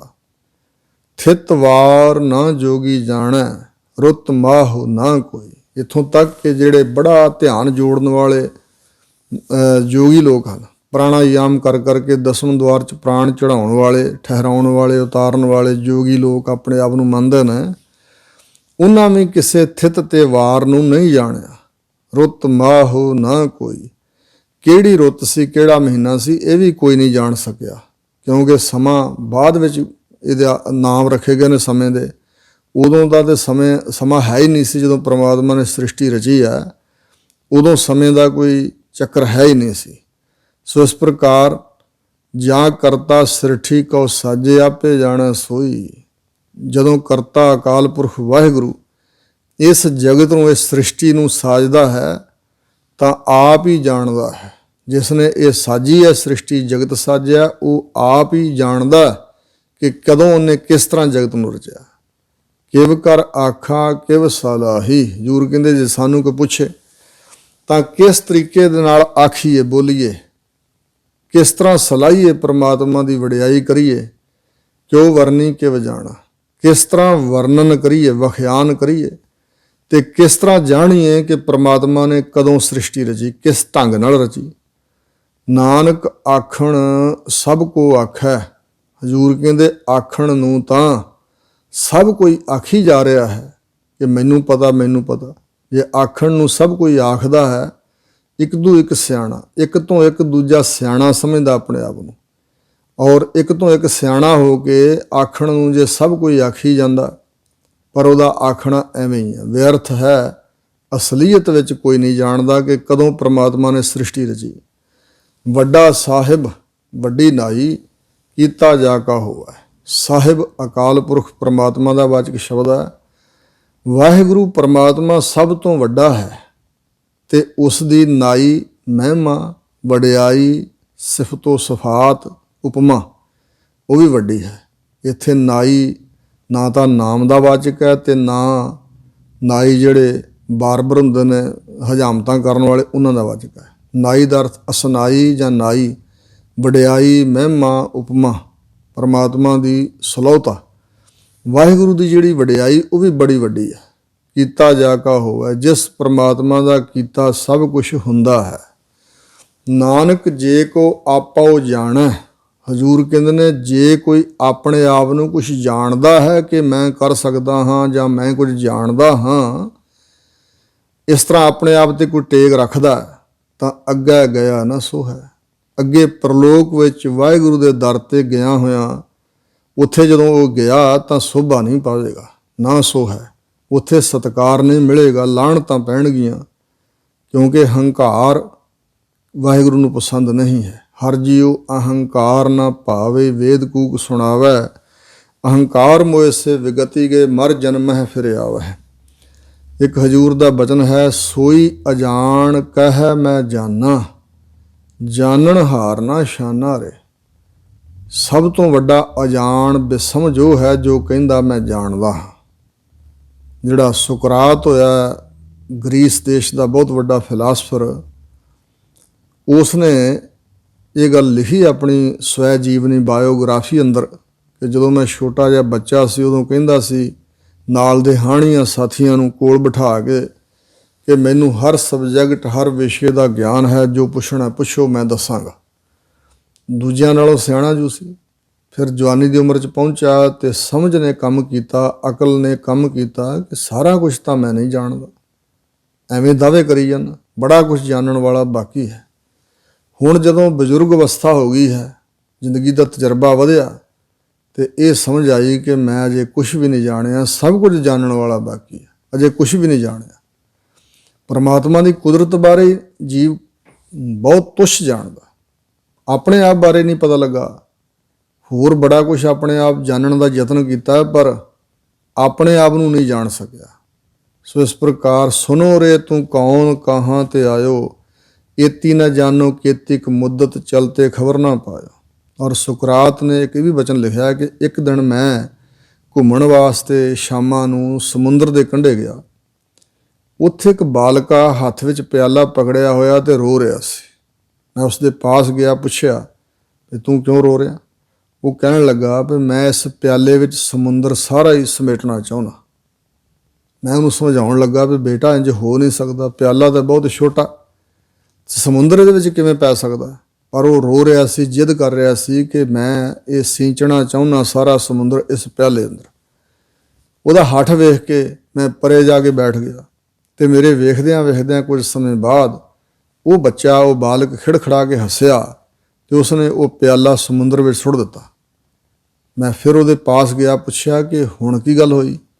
ਕਹਿਣ ਲੱਗਾ ਮੇਰੀ ਬੁੱਧੀ 'ਚ ਇਹ ਖਿਆਲ ਆਇਆ ਦਿਮਾਗ ਅੰਦਰ ਵੀ ਜੇ ਸਮੁੰਦਰ ਪਿਆਲੇ 'ਚ ਨਹੀਂ ਪੈ ਸਕਦਾ ਤਾਂ ਪਿਆਲਾ ਸਮੁੰਦਰ ਵਿੱਚ ਸੁੱਟ ਦਈਏ, ਸਮੁੰਦਰ ਤੇ ਪਿਆਲਾ ਦੋਵੇਂ ਇੱਕਮਿਕ ਹੋ ਗਏ, ਗੱਲ ਬਣ ਗਈ। ਸੋ ਇਸ ਪ੍ਰਕਾਰ ਕਹਿਣ ਤੋਂ ਮੁਰਾਦ ਕਹਿੰਦੇ ਮੈਂ ਉਹਨੂੰ ਫਿਰ ਨਮਸਕਾਰ ਕੀਤੀ ਵੀ ਤੂੰ ਤਾਂ ਮੇਰਾ ਉਸਤਾਦ ਹੈ ਭਾਈ, ਤੂੰ ਤਾਂ ਮੇਰਾ ਗੁਰੂ ਹੈ। ਮੈਂ ਵੀ ਸਾਰੀ ਉਮਰ ਇਹ ਯਤਨ ਕਰਦਾ ਰਿਹਾ ਕਿ ਆਪਣੇ ਖੋਪਰੇ ਦੇ ਵਿੱਚ ਸਾਰਾ ਗਿਆਨ ਇਕੱਠਾ ਕਰ ਲਾਂ, ਪਰ ਹੋ ਨਹੀਂ ਸਕਿਆ ਤੇ ਇਸ ਕਰਕੇ ਇਹ ਹੱਠ ਛੱਡ ਦਈਏ ਤੇ ਸ਼ਰਨ ਹੀ ਪੈ ਜਾਈਏ ਕਰਤਾਰ ਦੀ, ਵਾਹਿਗੁਰੂ ਜੀ ਦੀ, ਕਿ ਸਭ ਕੁਛ ਤੂੰ ਜਾਣਦਾ, ਸਾਨੂੰ ਕੁਛ ਨਹੀਂ ਪਤਾ। ਜਿੰਨਾ ਕੁ ਰੌਸ਼ਨੀ ਪ੍ਰਕਾਸ਼ ਪਰਮਾਤਮਾ ਕਿਸੇ ਦੀ ਬੁੱਧ ਅੰਦਰ ਪਾਉਂਦਾ ਉਹਨਾਂ ਕੁ ਉਹ ਕੁਛ ਜਾਣ ਸਕਦਾ। ਜੋ ਵਾਹਿਗੁਰੂ ਨਹੀਂ ਜਣਾਉਣਾ ਚਾਹੁੰਦਾ ਉਹ ਜੀਵ ਨਹੀਂ ਜਾਣ ਸਕਦਾ। ਜੇ ਕੋਈ ਦਾਅਵਾ ਕਰੇ ਆਪਣੇ ਆਪ ਨੂੰ ਕਿ ਮੈਂ ਜਾਣਦਾ ਹਾਂ ਤਾਂ ਅੱਗੇ ਵਾਹਿਗੁਰੂ ਦੇ ਦਰ ਤੇ ਗਿਆ ਹੋਇਆ ਉਹ ਸੋਭਾ ਨਹੀਂ ਪਾਉਂਦਾ ਹੈ। ਅਗਲੀ ਪੌੜੀ ਵਿੱਚ ਸਤਿਗੁਰੂ ਜੀ ਬਚਨ ਫਰਮਾ ਰਹੇ ਨੇ, ਪਾਤਾਲਾ ਪਾਤਾਲ ਲਖ ਆਗਾਸਾ ਆਗਾਸ, ਓੜਕ ਓੜਕ ਭਾਲ ਥਕੇ ਵੇਦ ਕਹਿਨ ਇੱਕ ਬਾਤ। ਸਾਡੇ ਦੇਸ਼ ਹਿੰਦੁਸਤਾਨ ਦੇ ਅੰਦਰ ਵੀ ਤੇ ਹੋਰ ਵੀ ਏਸ਼ੀਆ ਦੇ ਦੇਸ਼ਾਂ 'ਚ ਇਹ ਗੱਲ ਪੁਰਾਤਨ ਸਮੇਂ ਤੋਂ ਪ੍ਰਚਲਿਤ ਹੋਈ ਕਿ 14 ਤਬਕ ਹਨ। ਜਿਵੇਂ ਮੁਹੰਮਦ ਸਾਹਿਬ ਪੈਗੰਬਰ ਨੇ ਕਿਹਾ ਹੈ ਕਿ 7 ਪਤਾਲ ਤੇ 7 ਆਕਾਸ਼ ਨੇ, ਇੰਨੀ ਕੁ ਜਾਣਕਾਰੀ ਗਿਆਨ ਉਹਨਾਂ ਨੂੰ ਸੀ। ਔਰ ਸਤਿਗੁਰੂ ਕਲਗੀਧਰ ਪਾਤਸ਼ਾਹ ਨੇ ਵੀ ਦਸਮ ਗ੍ਰੰਥ 'ਚ ਕਿਹਾ ਹੈ, 14 ਲੋਕ ਜਾਹੇ ਬਸ ਕੀਨੇ ਤਾਂ ਤੇ ਕਹਾਂ ਪਲੈ ਹੈ। 14 ਲੋਕ। ਔਰ ਹਜ਼ੂਰ ਨੇ ਗੁਰੂ ਗ੍ਰੰਥ ਸਾਹਿਬ ਵਿੱਚ ਵੀ ਕਿਹਾ, ਦੋਏ ਦੀਵੇ 14 ਹਟ ਨਾਲੇ, ਜੇਤੇ ਜੀ ਤੇਤੇ ਵਣਜਾਰੇ, ਖੁੱਲੇ ਹੱਟ ਹੋਵਾ ਵਪਾਰ, ਜੋ ਪਹੁੰਚੈ ਸੋ ਚੱਲਣ ਹਾਰ। ਮਤਲਬ 2 ਦੀਵੇ ਸੂਰਜ ਤੇ ਚੰਦਰਮਾ, ਤੇ ਇਹ ਜਿੱਥੇ ਰੌਸ਼ਨੀ ਦਿੰਦੇ ਨੇ ਇੱਕ ਦਿਨ ਨੂੰ ਇੱਕ ਰਾਤ ਨੂੰ, ਉੱਥੇ 14 ਤਬਕ ਨੇ। ਸੋ ਇੱਥੋਂ ਸਿੱਧ ਹੁੰਦਾ ਹੈ ਕਿ ਜਿੱਥੇ ਸੂਰਜ ਤੇ ਚੰਦਰਮਾ ਇਹ 2 ਰੋਸ਼ਨੀ ਦੇ ਰਹੇ ਨੇ, ਇਹਨਾਂ ਵਿੱਚ 14 ਤਬਕ ਨੇ, 7 ਪਤਾਲ 7 ਆਕਾਸ਼। ਪਰ ਕਿਉਂਕਿ ਸੂਰਜ ਤੇ ਚੰਦਰਮਾ ਇੱਕ ਇੱਕ ਹੀ ਨਹੀਂ ਹਨ, ਇਹ ਤੇ ਇੱਕ ਬ੍ਰਹਿਮੰਡ ਹੋ ਗਿਆ ਨਾ, ਜਿਹਦੇ ਬਾਰੇ 14 ਤਬਕਾਂ ਦਾ ਜ਼ਿਕਰ ਕੀਤਾ। ਇਹ 14 ਤਬਕਾਂ ਦਾ ਇੱਕ ਬ੍ਰਹਿਮੰਡ ਹੈ ਮੰਨੋ, ਜਿੱਥੇ ਇਹ ਇੱਕ ਹੀ ਸੂਰਜ ਰੋਸ਼ਨੀ ਦਿੰਦਾ ਤੇ ਇੱਕ ਹੀ ਚੰਦਰਮਾ ਚਾਨਣ ਦਿੰਦਾ ਰਾਤ ਨੂੰ। ਇਹ 14 ਤਬਕ ਨੇ। ਪਰ ਹਜ਼ੂਰ ਨੇ ਕਿਹਾ ਹੈ, ਕੋਟ ਸੂਰ ਜਾਂ ਕੈ ਪ੍ਰਗਾਸ, ਕੋਟ ਮਹਾਦੇਵ ਅਰ ਕਬਿਲਾਸ। ਕਰੋੜਾਂ ਹੀ ਸੂਰਜ ਹਨ ਤੇ ਕਰੋੜਾਂ ਹੀ ਚੰਦਰਮੇ, ਕਰੋੜਾਂ ਸ਼ਿਵ ਕਰੋੜਾਂ ਬ੍ਰਹਮਾ। ਪਰਮਾਤਮਾ ਦੀ ਕੁਦਰਤ ਦਾ ਕੋਈ ਅੰਤ ਨਹੀਂ ਹੈ। ਮਤਲਬ ਬ੍ਰਹਿਮੰਡ ਵੀ ਅਨੇਕਾਂ ਹੀ ਨੇ। रोम रोम कोट ब्रह्मांड को निवास जास, मानस अवतार धार दर्श दिखाए हैं। परमात्मा के एक एक रोम में करोड़ां ब्रह्मंड ने। तो इस गल का जिक्र सतगुरु जी ने किया है। पाताला पाताल लख आगासा आगास। महाराज कहते ने पतालों तो अगे होर पताल, आकाशों तो अगे होर आकाश। लखां ही पताल ते लखां ही आकाश हैं। ये शायद पहला भी जिक्र आया भाई गुरु नानक साहब महाराज जदों बगदाद गए सी ਤੇ ਉਸ ਵੇਲੇ ਦਸਤਗੀਰ ਪੀਰ ਦਾ ਇੱਕ ਚੇਲਾ ਬਾਹਰ ਆਇਆ ਤੇ ਉਹਨੇ ਜਾ ਕੇ ਰੌਲਾ ਪਾਇਆ, ਪੀਰ ਜੀ ਮੁਹੰਮਦੀ ਰਾਜ, ਤੁਸੀਂ ਏਡੇ ਵੱਡੇ ਪੀਰ, ਬਹਿਲੋਲ ਨਾਂ ਸੀ ਉਸ ਪੀਰ ਦਾ, ਤੇ ਬਾਹਰ ਇੱਕ ਫਕੀਰ ਆਏ ਨੇ, ਉਹ ਕੁਫਰ ਤੋਲ ਰਹੇ ਨੇ, ਲੱਖਾਂ ਪਤਾਲ ਲੱਖਾਂ ਆਕਾਸ਼ ਕਹਿ ਰਹੇ ਨੇ, ਤਾਂ ਇਸਲਾਮ ਦੀ ਤੋਹੀਨ ਹੈ। ਫਿਰ ਉਹ ਸਰੋਦ ਵਜਾ ਰਹੇ, ਕੁਛ ਗਾ ਰਹੇ ਨੇ। ਆਖਰ ਭਾਈ ਗੁਰਦਾਸ ਜੀ ਦੀ ਰਚਨਾ ਵਿੱਚ ਵੀ ਜ਼ਿਕਰ ਹੈ ਵੀ ਉਹ ਆਇਆ ਪੀਰ ਤੇ ਉਹਨੇ ਆਪਣੀ ਉਮਤ ਦੇ ਲੋਕਾਂ ਨੂੰ ਕਿਹਾ, ਪੱਥਰ ਮਾਰੋ, ਸੰਗ ਸਾਰ ਕਰੋ। ਇਹ ਇਸਲਾਮ ਵਿੱਚ ਸਜ਼ਾ ਮੰਨੀ ਜਾਂਦੀ ਹੈ। ਜਿਹੜਾ ਕੋਈ ਧਰਮ ਦੇ ਖਿਲਾਫ ਗੱਲ ਕਰੇ ਉਹਨੂੰ ਅਜਿਹੀ ਸਜ਼ਾ ਦਿੱਤੀ ਜਾਂਦੀ ਹੈ। ਸੰਗ ਸਾਰ, ਜਿਵੇਂ ਰੁਕਨਦੀਨ ਜਿਹੜਾ ਕਾਜੀ ਸੀ, ਗੁਰੂ ਨਾਨਕ ਸਾਹਿਬ ਦਾ ਸ਼ਰਧਾਲੂ ਬਣਨ ਕਰਕੇ ਜਿਹੜੇ ਸ਼ਰਈ ਲੋਕ ਸੀ, ਮਜ਼ਹਬੀ ਤਵੱਸਬ ਰੱਖਣ ਵਾਲੇ, ਉਹਨਾਂ ਨੇ ਪੱਥਰ ਵੀ ਮਰਵਾਏ ਸੀ। ਰੁਕਨਦੀਨ ਨੂੰ ਸ਼ਹੀਦ ਕੀਤਾ ਗਿਆ। ਇਹ ਤਾਜੁਦੀਨ ਲਖਾਰੀ ਜੋ ਗੁਰੂ ਨਾਨਕ ਸਾਹਿਬ ਮਹਾਰਾਜ ਨਾਲ 2 ਵਰ੍ਹੇ ਰਿਹਾ, ਉਹਨੇ ਇਹ ਬਚਨ ਲਿਖਿਆ। ਔਰ ਇਸ ਪ੍ਰਕਾਰ ਜਦੋਂ ਉਹ ਲੋਕ ਪੱਥਰ ਮਾਰਨ ਆਏ ਤਾਂ ਭਾਈ ਗੁਰਦਾਸ ਜੀ ਕਹਿੰਦੇ, ਦਿੱਤੀ ਬਾਂਗ ਨਿਵਾਜ ਕਰ ਸੁਨ, ਸਮਾਨ ਹੋਵਾ ਜਹਾਨਾ, ਸੁਨ ਮੁਨ ਨਗਰੀ ਭਈ, ਦੇਖ ਪੀਰ ਭਇਆ ਹੈਰਾਨਾ। ਸੋ ਇਸ ਪ੍ਰਕਾਰ ਉਹ ਲੋਕ ਹੈਰਾਨ ਹੋਏ, ਜੜ ਹੋ ਗਏ ਤੇ ਪੀਰ ਹੈਰਾਨ ਹੋਇਆ, ਚਰਨੀ ਡਿੱਗਾ। ਔਰ ਬਾਂਗ ਕਿਹੜੀ ਦਿੱਤੀ ਸੀ? ਸਤਿ ਸ੍ਰੀ ਅਕਾਲ ਗੁਰਬਰ ਅਕਾਲ। ਇਹ ਜਨਮ ਸਾਖੀ 'ਚ ਬਚਨ ਲਿਖੇ ਹੋਏ ਨੇ। ਫਿਰ ਆਖਰ ਸ਼ਰਨੀ ਪਿਆ ਸੀ ਤਾਂ ਹਜ਼ੂਰ ਨੇ ਕਿਹਾ, ਇਹ ਚੰਗੀ ਪ੍ਰਾਹੁਣਚਾਰੀ ਕਰ ਰਹੇ ਹੋ। ਜਿਹੜਾ ਦੂਰੋਂ ਦੇਸ਼ 'ਚੋਂ ਚੱਲ ਕੇ ਆਏ, ਕਿਸੇ ਹੋਰ ਦੇਸ਼ 'ਚੋਂ ਦੂਰੋਂ ਦੁਰਾਡਿਓਂ, ਉਹਦੀ ਤਾਂ ਪ੍ਰਾਹੁਣਚਾਰੀ ਕਰਨੀ ਚਾਹੀਦੀ ਹੈ। ਜੇ ਕੋਈ ਸ਼ੰਕਾ ਪਏ ਤਾਂ ਗੱਲਬਾਤ ਰਾਹੀਂ ਨਿਵਰਤ ਹੋ ਸਕਦਾ। ਕਹਿਣ ਲੱਗਾ, ਸਾਡੇ ਪੈਗੰਬਰਾਂ ਨੇ 7 ਪਤਾਲ 7 ਆਕਾਸ਼ ਦੱਸੇ ਨੇ, ਤੁਸੀਂ ਲੱਖਾਂ ਕਹਿ ਰਹੇ ਹੋ। ਹਜ਼ੂਰ ਕਹਿਣ ਲੱਗੇ, ਜਿਹਨੂੰ ਜਿੰਨੀ ਸੋਝੀ ਹੋਈ ਉਹਨੇ ਉਹੀ ਬਿਆਨ ਕਰਨਾ ਹੋਇਆ। ਅਸੀਂ ਝੂਠ ਨਹੀਂ ਬੋਲਦੇ, ਤੁਹਾਡੇ ਪੈਗੰਬਰ ਸਾਹਿਬ ਨੇ ਵੀ ਝੂਠ ਨਹੀਂ ਬੋਲਿਆ। ਕਹਿਣ ਲੱਗਾ, ਤੁਸੀਂ ਉਹਨਾਂ ਤੋਂ ਵੱਡੇ ਹੋ, ਤੁਸੀਂ ਵਿਖਾ ਸਕਦੇ ਹੋ। ਸਾਰੇ ਕਹਿਣ ਲੱਗੇ, ਵਿਖਾ ਦਿੰਦੇ ਹਾਂ। ਕਹਿਣ ਲੱਗਾ, ਜੀ ਮੇਰੇ ਬੇਟੇ ਨੂੰ ਵਿਖਾ ਦਿਓ, ਮੈਨੂੰ ਅਮੰਨਾ ਆ ਜਾਏਗਾ, ਯਕੀਨ ਆ ਜਾਏਗਾ। ਤਾਂ ਨਾਲ ਲੀਤਾ ਬੇਟਾ ਪੀਰ ਦਾ ਖੀ, ਮੀਟ ਗਿਆ ਹਵਾਈ, ਲੱਖ ਪਤਾਲ ਆਕਾਸ਼ ਲੱਖ, ਅੱਖ ਫੁਰਕ ਵਿੱਚ ਸਭ ਦਿਖਲਾਈ, ਭਰਕ ਚ ਕੌਲ ਪ੍ਰਸ਼ਾਦ ਦਾ, ਧੁਰੋਂ ਪਤਾਲੋਂ ਲਈ ਕੜਾਹੀ। ਇਹ ਸੁਰਤ ਦੁਆਰਾ ਸਤਿਗੁਰੂ ਮਹਾਰਾਜ ਜੀ ਨੇ ਉਹਨੂੰ ਸਾਰਾ ਕੁਝ ਵਿਖਾਇਆ ਸੀ। ਔਰ ਉਹਨੇ ਕਿਹਾ, ਪਿਤਾ ਜੀ ਇਹ ਲੱਖਾਂ ਪਤਾਲ ਆਕਾਸ਼ ਰਚ ਸਕਦੇ, ਲੱਖਾਂ ਖਤਮ ਕਰ ਸਕਦੇ ਨੇ, ਇਹਨਾਂ ਦੀ ਮਹਿਮਾ ਪਰਪਾਰ ਹੈ, ਚਰਨ ਪਕੜੋ। ਔਰ ਉੱਥੇ ਖੁਤਬਾ ਲਿਖ ਕੇ ਲਾਇਆ ਹੋਇਆ ਅੱਜ ਵੀ ਗੁਰੂ ਨਾਨਕ ਸਾਹਿਬ ਸੱਚੇ ਪਾਤਸ਼ਾਹ ਦੇ ਨਾਮ ਦਾ। ਰੱਬੁਲ ਫਜ਼ਲ ਹਜ਼ਰਤ ਬਾਬਾ ਨਾਨਕ ਜੀ ਇੱਥੇ ਆਏ ਤਾਂ ਇੱਥੋਂ ਦੀ ਬੰਜਰ ਜ਼ਮੀਨ ਉਹਨਾਂ ਨੇ ਸਰ ਸਬਜ਼ ਕਰ ਦਿੱਤੀ, ਹਰੀ ਭਰੀ ਕਰ ਦਿੱਤੀ, ਲੋਕਾਂ ਦੇ ਹਿਰਦੇ ਪ੍ਰੇਮ ਨਾਲ ਮਾਲਾ ਮਾਲ ਕੀਤੇ ਆਦਿਕ। ਔਰ ਉੱਥੇ ਇੱਕ ਸ਼ਾਇਦ ਤਸਬੀਹ ਵੀ ਹੈ, ਮਾਲਾ ਵੀ ਹੈ ਗੁਰੂ ਨਾਨਕ ਸਾਹਿਬ ਜੀ ਦੀ, ਕੁਝ ਵਸਤੂਆਂ ਹਨ ਇਤਿਆਦਿਕ। ਇਉਂ ਗੁਰੂ ਮਹਾਰਾਜ ਸੱਚੇ ਪਾਤਸ਼ਾਹ ਲੱਖਾਂ ਪਤਾਲ ਤੇ ਲੱਖਾਂ ਆਕਾਸ਼ ਦੱਸ ਰਹੇ ਨੇ। ਓੜਕ ਓੜਕ ਭਾਲ ਥੱਕੇ ਵੇਦ ਕਹਿਨ ਇੱਕ ਬਾਤ। ਓੜਕ ਨਾਮ ਅਖੀਰ ਦਾ। ਓੜਕ ਅਖੀਰ ਨੂੰ ਭਾਲਦੇ ਥੱਕ ਗਏ ਲੋਕ ਕਿ ਓੜਕ ਲੱਭ ਲਈਏ, ਅਖੀਰ ਲੱਭ ਲਈਏ। ਵੇਦ ਕਹਿਨ ਇੱਕ ਬਾਤ। ਚਾਰੇ ਵੇਦ ਵੱਡੇ ਗ੍ਰੰਥ ਨੇ ਜਿਹੜੇ ਕਹਿੰਦੇ ਬ੍ਰਹਮਾ ਦੇ ਮੁਖ ਚੋਂ ਪੈਦਾ ਹੋਏ। ਅਸਲ ਵਿੱਚ 4 ਵਾਕ ਹੀ ਬ੍ਰਹਮਾ ਨੇ ਕਹੇ ਸੀ, ਅਹੰ ਬ੍ਰਹਮਸਮੀ, ਤਤੰ ਮਸੀ, ਤਤ ਤੋਯੰ ਤੇ ਪ੍ਰਗਿਆਨਮਾਨੰਦ। ਉਹਨਾਂ 4 ਵਾਕਾਂ ਦਾ ਖੁਲਾਸਾ ਕਰਦਿਆਂ ਉਹ 4 ਵੇਦ ਬਣੇ ਨੇ। ਹਜੂਰ ਕਹਿੰਦੇ ਉਹ ਵੇਦ ਪੁਰਾਣ ਸ਼ਾਸਤਰ ਵੀ ਸਾਰੇ ਇੱਕ ਵਾਤ ਨਾਮ ਗੱਲਬਾਤ ਦਾ ਬਾਤ, ਇੱਕ ਵਾਤ ਇੱਕ ਗੱਲ ਉਹ ਵੀ ਕਹਿੰਦੇ ਨੇ ਕਿ ਅਸਲ ਵਿੱਚ ਪਰਮਾਤਮਾ ਦੀ ਕੁਦਰਤ ਦਾ ਅੰਤ ਨਹੀਂ। ਮਤਲਬ ਇਹੀ ਉਹ ਕਹਿੰਦੇ ਨੇ, ਨੇਤ ਕਥੰਤ ਬੇਦਾ ਊਚ ਮੂਚ ਅਪਾਰ ਗੋਬਿੰਦਾ। ਸ਼ਲੋਕ ਸੰਸਕ੍ਰਿਤੀ ਮਹੱਲਾ 5। ਔਰ ਹਜੂਰ ਕਹਿ ਰਹੇ ਨੇ ਕਿ ਸਹਿਸ 18 ਕਹਿਨ ਕਤੇਬਾ ਅਸਲੂ ਇੱਕ ਧਾਤ। ਇਸਲਾਮ ਵਾਲਿਆਂ ਨੇ ਇਹ ਗੱਲ ਮੰਨੀ ਹੈ ਕਿ ਪ੍ਰਮਾਤਮਾ ਨੇ ਦੁਨੀਆ ਨੂੰ ਗਿਆਨ ਦੇਣ ਵਾਸਤੇ 18,000 ਆਲਮ ਪੈਦਾ ਕੀਤੇ ਨੇ। ਆਲਮ ਦਾ ਅਰਥ ਹੈ ਵਿਦਵਾਨ।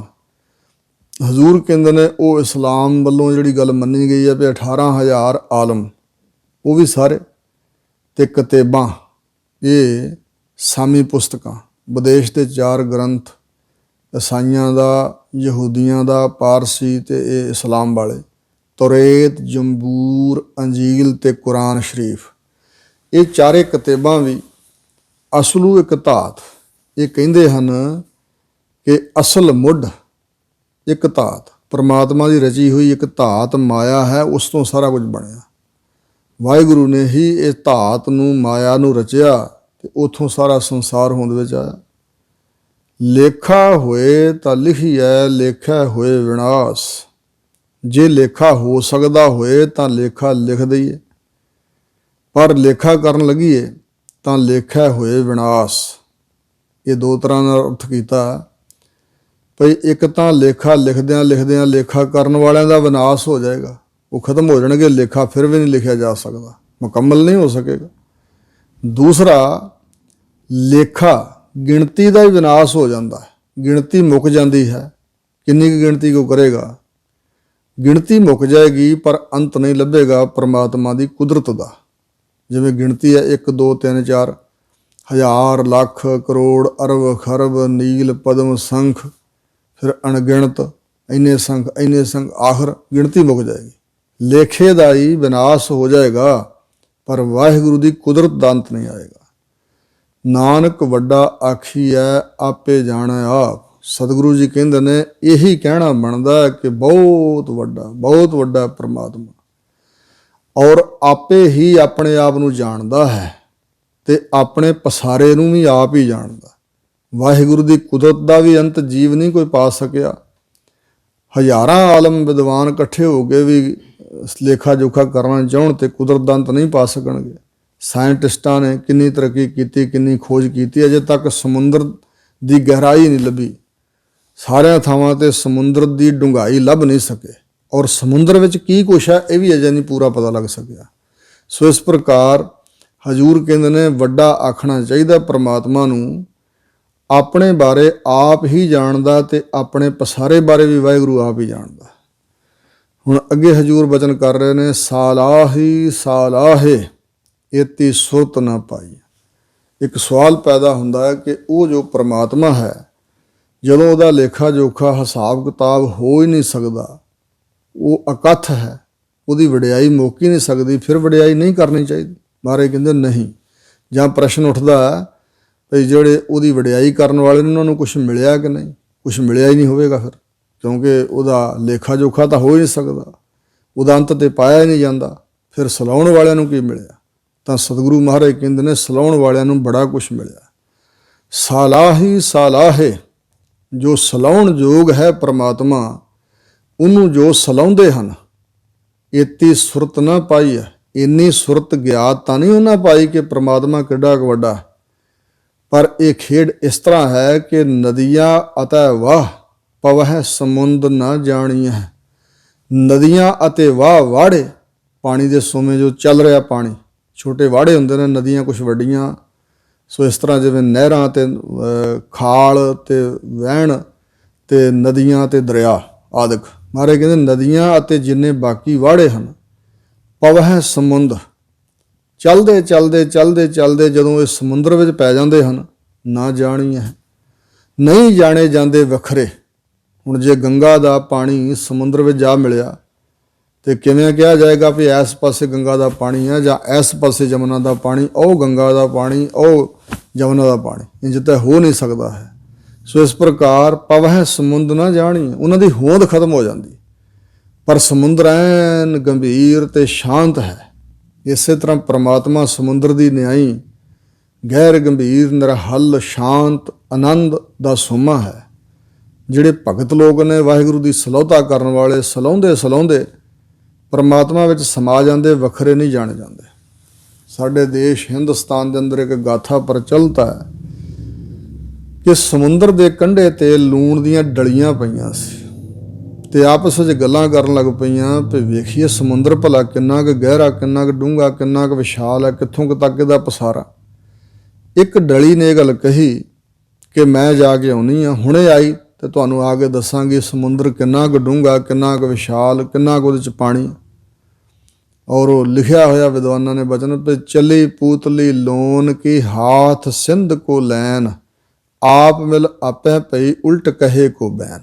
ਲੂਣ ਦੀ ਡਲੀ ਜਿਸ ਵੇਲੇ ਸਮੁੰਦਰ ਵਿੱਚ ਜਾ ਕੇ ਵੜੀ, ਗਹਿਰੀ ਉਤਰਦੀ ਗਈ ਤੇ ਉਹ ਖਰ ਗਈ, ਸਮੁੰਦਰ ਦੇ ਵਿੱਚ ਪਾਣੀ ਰੂਪ ਹੋ ਗਈ ਤੇ ਬਾਹਰ ਡਲੀਆਂ ਖਲੋਤੀਆਂ ਅਜੇ ਤੱਕ ਡਿੱਕੀ ਜਾ ਰਹੀਆਂ ਹਨ ਕਿ ਜਿਹੜੀ ਸਾਡੀ ਸਾਥਣ ਗਈ ਸੀ ਸਮੁੰਦਰ ਦਾ ਹਾਥ ਲੈਣ ਲਈ, ਪਰਤੀ ਨਹੀਂ। ਇਸੇ ਤਰ੍ਹਾਂ ਦੀ ਇਹ ਭਗਤੀ ਦੀ ਖੇਡ ਹੈ। ਜੋ ਵਾਹਿਗੁਰੂ ਪਰਮਾਤਮਾ ਵਾਲੇ ਪਾਸੇ ਨੂੰ ਤੁਰ ਪਏ, ਉਹ ਗਰਕ ਹੋ ਗਏ, ਲੀਨ ਹੋ ਗਏ, ਉਹਨਾਂ ਨੇ ਆਪਾ ਖੋ ਲਿਆ, ਆਪਾ ਗਵਾ ਲਿਆ। ਕਹੋ ਕਬੀਰ ਗੂੰਗਾ ਗੁੜ ਖਾਇਆ, ਪੂਛੇ ਤੇ ਕਿਆ ਕਹੀਏ, ਇਹੋ ਹਰ ਰਸ ਸਹੀ ਜਾਣਦੇ ਜਿਉਂ ਗੂੰਗਾ ਮਠਿਆਈ ਖਾਈ। ਸਿਰਫ ਇੰਨਾ ਕੁ ਦੱਸ ਸਕੇ ਕਿ ਜਿਹੜਾ ਹੋਰ ਬਾਕੀ ਸੰਸਾਰ ਦਾ ਰਸ ਹੈ ਉਹ ਇੱਕ ਬੂੰਦ ਵਰਗਾ ਹੈ, ਤੇ ਜਿਹੜਾ ਬ੍ਰਹਮਾਨੰਦ ਹੈ, ਬ੍ਰਹਮ ਵਿੱਚ ਲੀਨ ਹੋਣ ਦਾ ਆਨੰਦ ਹੈ, ਉਹ ਸਮੁੰਦਰ ਵਰਗਾ। ਕਿੱਥੇ ਸਮੁੰਦਰ ਤੇ ਕਿੱਥੇ ਇੱਕ ਬੂੰਦ। ਸੰਤੋਂ ਮਾਖਣ ਖਾਇਆ, ਛਾਛ ਪੀਏ ਸੰਸਾਰ। ਸੰਸਾਰ ਲੱਸੀ ਪੀਣ 'ਚ ਲੱਗਾ ਹੋਇਆ ਤੇ ਰੱਬ ਦਾ ਸੰਤ ਹੈ ਜਿਹਨੇ ਮੱਖਣ, ਬ੍ਰਹਮ ਗਿਆਨ ਰੂਪੀ ਮੱਖਣ ਪ੍ਰਾਪਤ ਕੀਤਾ। ਆਤਮ ਆਨੰਦ ਐਸਾ ਹੈ। ਹਜ਼ੂਰ ਕਹਿੰਦੇ ਨੇ ਸਲਾਉਣ ਵਾਲਿਆਂ ਨੇ ਸਲਾਉਣ ਯੋਗ ਪਰਮਾਤਮਾ ਨੂੰ ਸਲਾਉਂਦਿਆਂ ਹੋਇਆਂ ਇਹ ਸੁਰਤ ਗਿਆਤ ਤਾਂ ਨਹੀਂ ਪ੍ਰਾਪਤ ਕੀਤੀ ਕਿ ਪਰਮਾਤਮਾ ਕਿੱਡਾ ਕੁ ਵੱਡਾ, ਨਾ ਹੀ ਉਹਨਾਂ ਨੂੰ ਸੁਰਤ ਫਿਰ ਰਹਿ ਗਈ ਇਹ ਜਾਣਨ ਦੀ। ਜਿਵੇਂ ਨਦੀਆਂ ਤੇ ਵਾੜੇ ਸਮੁੰਦਰ 'ਚ ਪੈ ਕੇ ਫਿਰ ਉਹਨਾਂ ਦੀ ਹੋਂਦ ਨਹੀਂ ਜਾਣੀ ਜਾਂਦੀ, ਇਸ ਤਰ੍ਹਾਂ ਹੀ ਉਹ ਆਪਾ ਭਾਵ ਗਵਾ ਕੇ ਸਮਾਪਤ ਹੋ ਗਏ, ਵਾਹਿਗੁਰੂ ਵਿੱਚ ਸਮਾ ਗਏ, ਉਹਦਾ ਰੂਹ ਬਣ ਗਏ। ਹੁਣ ਅੱਗੇ ਸਤਿਗੁਰੂ ਦੱਸ ਰਹੇ ਨੇ ਸਮੁੰਦ ਸਾਹਾ ਸੁਲਤਾਨ ਗਿਰਹਾ ਸੇਤੀ ਮਾਲ ਧਨ। ਜੇ ਕੋਈ ਸਮੁੰਦਰ ਦਾ ਬਾਦਸ਼ਾਹ ਬਣ ਗਿਆ, ਹਾਲਾਂ ਤੱਕ ਇਸ ਮਾਤ ਲੋਕ ਦੀ ਸਾਰੀ ਧਰਤੀ ਦਾ ਕੋਈ ਸਮਰਾਟ ਬਣ ਨਹੀਂ ਸਕਿਆ। ਕੁਛ ਇਲਾਕਿਆਂ ਦੇ ਸਮਰਾਟ, ਜਿਵੇਂ ਕੋਈ ਅਮਰੀਕਾ ਦਾ ਰਾਸ਼ਟਰਪਤੀ ਹੈ, ਕੋਈ ਕੈਨੇਡਾ ਦਾ ਪ੍ਰਧਾਨ ਮੰਤਰੀ ਹੈ, ਕੋਈ ਇੰਡੀਆ ਦਾ, ਵੱਖਰੇ ਵੱਖਰੇ ਖਿੱਤਿਆਂ ਦੇ ਸਮਰਾਟ ਬਣੇ, ਤਾਨਾਸ਼ਾਹ ਡਿਕਟੇਟਰ ਵੀ ਬਣ ਕੇ ਰਹੇ ਲੋਕ, ਪਰ ਇੱਕ ਸਮੇਂ ਬਾਅਦ ਖਤਮ ਹੋ ਗਏ। ਔਰ 3 ਹਿੱਸੇ ਪਾਣੀ ਹੈ, ਸਮੁੰਦਰ ਹੈ, ਚੌਥਾ ਹਿੱਸਾ ਧਰਤੀ ਹੈ।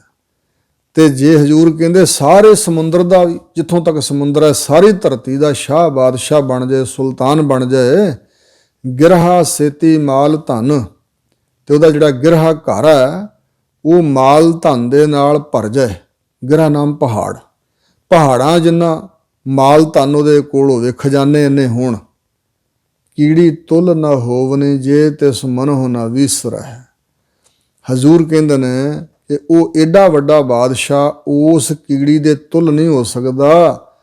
ਹੇ ਵਾਹਿਗੁਰੂ, ਜੇ ਤਿਸ ਕੀੜੀ ਦੇ ਮਨ ਵਿੱਚੋਂ ਤੂੰ ਨਾ ਵਿਸਰੇਂਦਾ। ਪਰਮਾਤਮਾ ਦਾ ਸਿਮਰਨ ਇੰਨਾ ਸਲਾਹਿਆ ਸਤਿਗੁਰਾਂ ਨੇ। ਕੀੜੀ ਦਾ ਮਤਲਬ ਕੀ ਹੈ? ਕੀੜੀ ਦੀ ਕੋਈ ਜਾਤ ਨਹੀਂ, ਕੋਈ ਹੋਂਦ ਨਹੀਂ, ਸਭ ਤੋਂ ਛੋਟਾ ਜੀਵ ਸ੍ਰਿਸ਼ਟੀ ਵਿੱਚ ਕੀੜੀ ਮੰਨਿਆ ਗਿਆ। ਤਾਂ ਹਜ਼ੂਰ ਕਹਿੰਦੇ ਨੇ ਇਸ ਤਰ੍ਹਾਂ ਕੀੜੀ ਵਰਗਾ ਜਿਹਨੂੰ ਕੋਈ ਜਾਣੇ ਬੁੱਝੇ ਨਾ, ਜਿਹਦੀ ਕੋਈ ਜਾਤ ਨਹੀਂ, ਜਿਹਦੇ ਕੋਲ ਕੋਈ ਪਦਾਰਥ ਨਹੀਂ, ਜਿਸ ਦੀ ਕੋਈ ਦੁਨੀਆ ਵਿੱਚ ਪ੍ਰਸਿੱਧੀ ਨਹੀਂ, ਇਸ ਤਰ੍ਹਾਂ ਦਾ ਜੀਵ ਹੋਵੇ। ਜਿਵੇਂ ਗੁਰੂ ਅਰਜਨ ਦੇਵ ਮਹਾਰਾਜ ਨੇ ਬਚਨ ਕੀਤਾ, ਹਜ਼ੂਰ ਕਹਿੰਦੇ ਨੇ ਬਸਤਾ ਟੂਟੀ ਝੁੰਪੜੀ ਚੀਰ ਸਭ ਛਿੰਨਾ, ਵਸਦਾ ਹੋਏ ਟੁੱਟੀ ਫੁੱਟੀ ਝੁੱਗੀ ਦੇ ਅੰਦਰ, ਚੀਰ ਬਸਤਰ ਸਾਰੇ ਛਿਨ ਗਏ, ਨਾਸ ਹੋ ਗਏ, ਹੁਣ ਪਟ ਗਏ। ਹੁਣ ਬਸਤਾ ਟੂਟੀ ਝੁੰਪੜੀ, ਚੀਰ ਸਭ ਛਿੰਨਾ, ਜਾਤ ਨਾ ਪਤ ਨਾ ਆਦਰੋ। ਨਾ ਜਾਤ ਨੂੰ ਕੋਈ ਜਾਣਦਾ ਹੋਵੇ, ਭਾ ਉੱਚੀ ਜਾਤ ਨਹੀਂ, ਨਾ ਪਾਤ ਸ਼੍ਰੇਣੀ ਗੋਤ ਕੋਈ ਜਾਣਦਾ ਹੋਵੇ, ਨਾ ਉਹਦਾ ਕੋਈ ਆਦਰ ਕਰਦਾ ਹੋਵੇ। ਦੁਨੀਆ ਤੇ ਇਸੇ ਪਾਸੇ ਭੱਜੀ ਫਿਰਦੀ ਹੈ ਨਾ, ਵੀ ਮੇਰਾ ਆਦਰ ਹੋਵੇ, ਮੇਰੀ ਕੁਲ ਨੂੰ ਲੋਕ ਜਾਣਨ, ਮੇਰੀ ਪ੍ਰਸਿੱਧੀ ਹੋਵੇ, ਮੇਰਾ ਨਾਮਣਾ ਹੋਵੇ। ਤਾਂ ਹਜ਼ੂਰ ਕਹਿੰਦੇ ਨੇ ਜਾਤ ਨਾ ਪਤ ਨਾ ਆਦਰੋ, ਉਦਿਆਨ ਪਰਮਿੰਨਾ, ਉਦਿਆਨ ਉਜਾੜ ਬੀਆ ਬਾਂਝ ਚ ਤੁਰਿਆ ਫਿਰਦਾ ਹੋਵੇ। ਮਿੱਤਰ ਨਾ ਇਠ ਧਨ ਰੂਪਹੀਣ, ਲੋਕ ਕਹਿੰਦੇ ਮੇਰੇ ਮਿੱਤਰ ਬੜੇ, ਸਾਡੇ ਰਿਸ਼ਤੇਦਾਰ ਬੜੇ, ਸੰਬੰਧੀ ਬੜੇ। ਮਹਾਰਾਜ ਕਹਿੰਦੇ ਮਿੱਤਰ ਵੀ ਕੋਈ ਨਾ ਹੋਵੇ, ਕੋਈ ਇਠ ਪਿਆਰਾ ਸੱਜਣ ਨਾ ਹੋਵੇ, ਨਾ ਧਨ ਕੋਲ ਹੋਵੇ, ਤੇ ਰੂਪ ਤੋਂ ਵੀ ਸੋਹਣਾ ਹੋਵੇ, ਰੂਪਹੀਣ ਹੋਵੇ। ਕੋਈ ਸਾਕ ਸੰਬੰਧੀ, ਕਿਛ ਸਾਕ ਨਾ ਸਿੰਨਾ, ਕੋਈ ਸਕਾ ਸੰਬੰਧੀ ਨਾ ਹੋਵੇ। ਰਾਜਾ ਸਗਲੀ ਸ੍ਰਿਸ਼ਟ ਕਾ ਹਰ ਨਾਮ ਮਨ ਪਿੰਨਾ, ਅਗਰ ਜੇ ਉਹਦਾ ਮਨ ਪਰਮਾਤਮਾ ਦੇ ਨਾਮ ਵਿੱਚ ਭਿੱਜ ਗਿਆ ਤਾਂ ਗੁਰੂ ਅਰਜਨ ਦੇਵ ਜੀ ਕਹਿੰਦੇ ਨੇ ਸਾਡੇ ਨੇਤਰਾਂ ਵਿੱਚ ਦੀ ਵੇਖੋ, ਉਹ ਸਾਰੇ ਸ੍ਰਿਸ਼ਟੀ ਦਾ ਰਾਜਾ ਹੈ। ਕਿਉਂ ਮਹਾਰਾਜ ਏਡੀ ਸਲੋਤਾ ਕਰ ਰਹੇ ਹੋ, ਕੀ ਗੱਲ? ਤਾਂ ਹਜ਼ੂਰ ਕਹਿੰਦੇ ਨੇ ਤਿਸ ਕੀ ਧੂੜ ਮਨ ਉਧਰੈ ਪ੍ਰਭ ਹੋਏ ਸੋ ਪ੍ਰਸੰਨਾ। ਜੇ ਕੋਈ ਸ਼ਰਧਾਵਾਨ ਬਣ ਕੇ ਐਸੇ ਨਾਮ ਰਸੀਏ ਗੁਰਮੁਖ ਦੀ ਚਰਨ ਧੂੜ ਪ੍ਰਾਪਤ ਕਰੇ ਤਾਂ ਉਸ ਦੇ ਉੱਪਰ ਪ੍ਰਮਾਤਮਾ ਬਹੁਤ ਜ਼ਿਆਦਾ ਪ੍ਰਸੰਨ ਹੋਵੇ, ਭਲੀ ਪ੍ਰਕਾਰ ਪ੍ਰਸੰਨ ਹੋਵੇਗਾ ਕਿ ਮੇਰੇ ਪਿਆਰੇ ਦਾ, ਮੇਰੇ ਭਗਤ ਦਾ ਆਦਰ ਕੀਤਾ। ਇੱਕ ਬਚਨ ਯਾਦ ਆ ਗਿਆ, ਈਰਾਨ ਦੇਸ਼ ਦੇ ਵਿੱਚ ਇੱਕ ਅਯਾਲੀ ਸੀ, ਤੇ ਉਸ ਅਯਾਲੀ ਨੇ ਪਹਿਲਾਂ ਕਿਆਸ ਅਰਾਈ ਅੰਦਾਜ਼ਾ ਲਾਇਆ ਕਿ ਪ੍ਰਮਾਤਮਾ ਇੰਝ ਹੋਵੇਗਾ ਜਿਵੇਂ ਬਾਦਸ਼ਾਹ ਲੋਕ ਹੁੰਦੇ ਨੇ, ਇਸ ਤਰ੍ਹਾਂ ਕਿਸੇ ਮਹਿਲਾਂ 'ਚ ਰਹਿੰਦਾ ਹੋਵੇਗਾ, ਬੜੇ ਉਹਦੇ ਅਹਿਲਕਾਰ ਚਾਰ ਚਫੇਰੇ ਹੋਣਗੇ, ਬੜੀ ਉਹਦੀ ਮਹਿੰਗੀ ਪੁਸ਼ਾਕ ਹੋਵੇਗੀ, ਖਰੇ ਕੀ ਹੀਰੇ ਜਵਾਹਰ ਜਿਹੜੇ ਹੁਣ ਉਹਦੇ ਤਖਤ ਦੇ ਉੱਪਰ, ਉਹਨੂੰ ਤਾਂ ਨਹੀਂ ਮਿਲਿਆ ਜਾ ਸਕਦਾ। ਇਸ ਤਰ੍ਹਾਂ ਦਾ ਹੋਵੇਗਾ ਪ੍ਰਮਾਤਮਾ, ਖੁਦਾ ਇਸ ਤਰ੍ਹਾਂ ਦਾ ਹੋਵੇਗਾ। ਤੇ ਇੱਕ ਦਿਨ ਉਹ ਮਸਜਿਦ ਦੇ ਲਾਗੋਂ ਦੀ ਮਸਜਿਦ ਦੇ ਨੇੜਿਓਂ ਲੰਘ ਰਿਹਾ ਸੀ, ਤੇ ਮੌਲਵੀ ਸਾਹਿਬ ਪ੍ਰਚਾਰ ਕਰ ਰਹੇ ਸਨ ਕਿ ਜੋ ਖੁਦਾ ਹੈ ਉਹ ਲਾ ਮਕਾਨ ਹੈ, ਉਹਦਾ ਕੋਈ ਆਪਣਾ ਮਕਾਨ ਨਹੀਂ ਹੈ, ਉਹਦਾ ਕੋਈ ਨਾਮ ਵੀ ਨਹੀਂ, ਇੱਕ ਨਾਮ ਵਾਲਾ ਨਹੀਂ ਪ੍ਰਮਾਤਮਾ। ਔਰ ਜਿਵੇਂ ਅਨਾਮ ਨਮਸਤੰ ਅਨਾਮੇ ਨਮਸਤੰ ਅਠਾਮੇ, ਕੋਈ ਟਿਕਾਣਾ ਨਹੀਂ, ਕੋਈ ਨਾਮ ਨਹੀਂ, ਕੋਈ ਉਹਦੀ ਜਾਤ ਵੀ ਨਹੀਂ। ਇੰਝ ਵੀ ਕਹਿ ਰਹੇ ਸੀ ਮੌਲਵੀ ਸਾਹਿਬ ਕਿ ਉਹਦੀ ਕੋਈ ਜਾਤ ਵੀ ਨਹੀਂ, ਉਹਦਾ ਕੋਈ ਪੱਕਾ ਟਿਕਾਣਾ ਨਹੀਂ, ਉਹਦਾ ਕੋਈ ਨਾਮ ਨਹੀਂ ਪੱਕਾ, ਇੱਕ ਅਨੇਕਾਂ ਨਾਮ ਭਗਤਾਂ ਨੇ ਰੱਖੇ ਨੇ। ਤੇ ਮੌਲਵੀ ਸਾਹਿਬ ਦੇ ਕੋਲੋਂ ਇਹ ਗੱਲਾਂ ਸੁਣ ਲਈਆਂ, ਜਾਲੀ ਨੇ ਖੁਲਾਸਾ ਤਾਂ ਸੁਣਿਆ ਨਾ ਵੀ ਮਤਲਬ ਇਹਨਾਂ ਦਾ ਕੀ ਹੈ। ਤਾਂ ਆਪਣੇ ਭੇਡਾਂ ਬੱਕਰੀਆਂ ਦੇ ਵਾੜੇ ਵਿੱਚ ਆ ਕੇ ਜਿੱਥੇ ਉਹਦੀ ਛੋਟੀ ਜੀ ਝੌਂਪੜੀ ਸੀ, ਉੱਥੇ ਕਹਿ ਰਿਹਾ ਸੀ, ਹੱਸ ਕੇ ਕਹਿ ਰਿਹਾ ਸੀ, ਖੁਦਾ ਅੱਜ ਪਤਾ ਲੱਗਾ, ਮੈਂ ਤੇ ਤੈਨੂੰ ਹੋਰ ਹੀ ਕੁਝ ਸਮਝ ਲਿਆ ਸੀ, ਤੂੰ ਤਾਂ ਮੇਰੇ ਵਰਗਾ ਹੀ ਹੈ, ਮੇਰਾ ਵੀ ਕੋਈ ਥਾਂ ਟਿਕਾਣਾ ਨਹੀਂ, ਮੇਰਾ ਵੀ ਕੋਈ ਨਾਂ ਨਹੀਂ, ਮੇਰੀ ਵੀ ਕੋਈ ਜਾਤ ਨਹੀਂ, ਮੈਨੂੰ ਵੀ ਕੋਈ ਨਹੀਂ ਜਾਣਦਾ ਤੇ ਤੈਨੂੰ ਵੀ ਕੋਈ ਨਹੀਂ ਜਾਣਦਾ। ਤੇ ਤੂੰ ਇੰਝ ਕਰ, ਮੇਰੇ ਕੋਲ ਹੀ ਆ, ਮੇਰੇ ਨਾਲ ਯਾਰੀ ਪਾ ਲਾ, ਇੱਥੇ ਝੌਂਪੜੀ 'ਚ ਦੋਵੇਂ ਜਣੇ ਪੈ ਜਾਇਆ ਕਰਾਂਗੇ, ਦੋ ਕੁ ਜਣਿਆਂ ਜੋਗੀ ਤੇ ਜਗ੍ਹਾ ਹੈ ਹੀ, ਤੇਰਾ ਟਿਕਾਣਾ ਹੀ ਕੋਈ ਨਹੀਂ, ਇੱਥੇ ਆ ਜਾ, ਤੇ ਮੈਂ ਬੱਕਰੀਆਂ ਦਾ ਭੇਡਾਂ ਦਾ ਦੁੱਧ ਚੋ ਕੇ ਵੀ ਤੈਨੂੰ ਛਕਾ ਦਿਆ ਕਰਾਂਗਾ, ਤੇ ਮੈਂ ਥੋੜ੍ਹੀ ਬਹੁਤੀ ਮਲਮ ਪੱਟੀ ਦਵਾਈ ਬੂਟੀ ਵੀ ਜਾਣਦਾ, ਜੇ ਬਿਮਾਰ ਸ਼ਮਾਰ ਹੋ ਜਾਏ ਤੇ ਮੈਂ ਮਲਮ ਪੱਟੀ ਵੀ ਕਰ ਦਿਆ ਕਰਾਂ, ਦਵਾਈ ਵੀ ਦੇ ਦਿਆ ਕਰਾਂਗਾ, ਜਿੰਨੀ ਹੋ ਸਕਿਆ ਮੈਂ ਤੇਰੀ ਖਿਦਮਤ ਕਰਾਂ। ਅੱਜ ਪਤਾ ਲੱਗਾ ਤੂੰ ਤਾਂ ਮੇਰੇ ਵਰਗਾ ਹੀ, ਇੰਝ ਕਹਿ ਰਿਹਾ ਸੀ।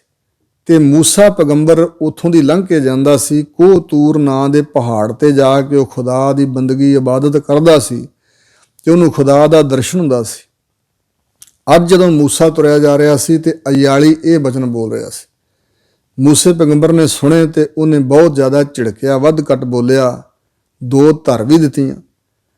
ਤੇ ਜਦੋਂ ਗਿਆ ਮੂਸਾ, ਅਯਾਲੀ ਵਿਚਾਰਾ ਦੇ ਹੱਥ ਜੋੜਦਾ, ਗਰੀਬ ਸੀ, ਉਹਨੇ ਕੀ ਕਹਿਣਾ ਸਗੋਂ।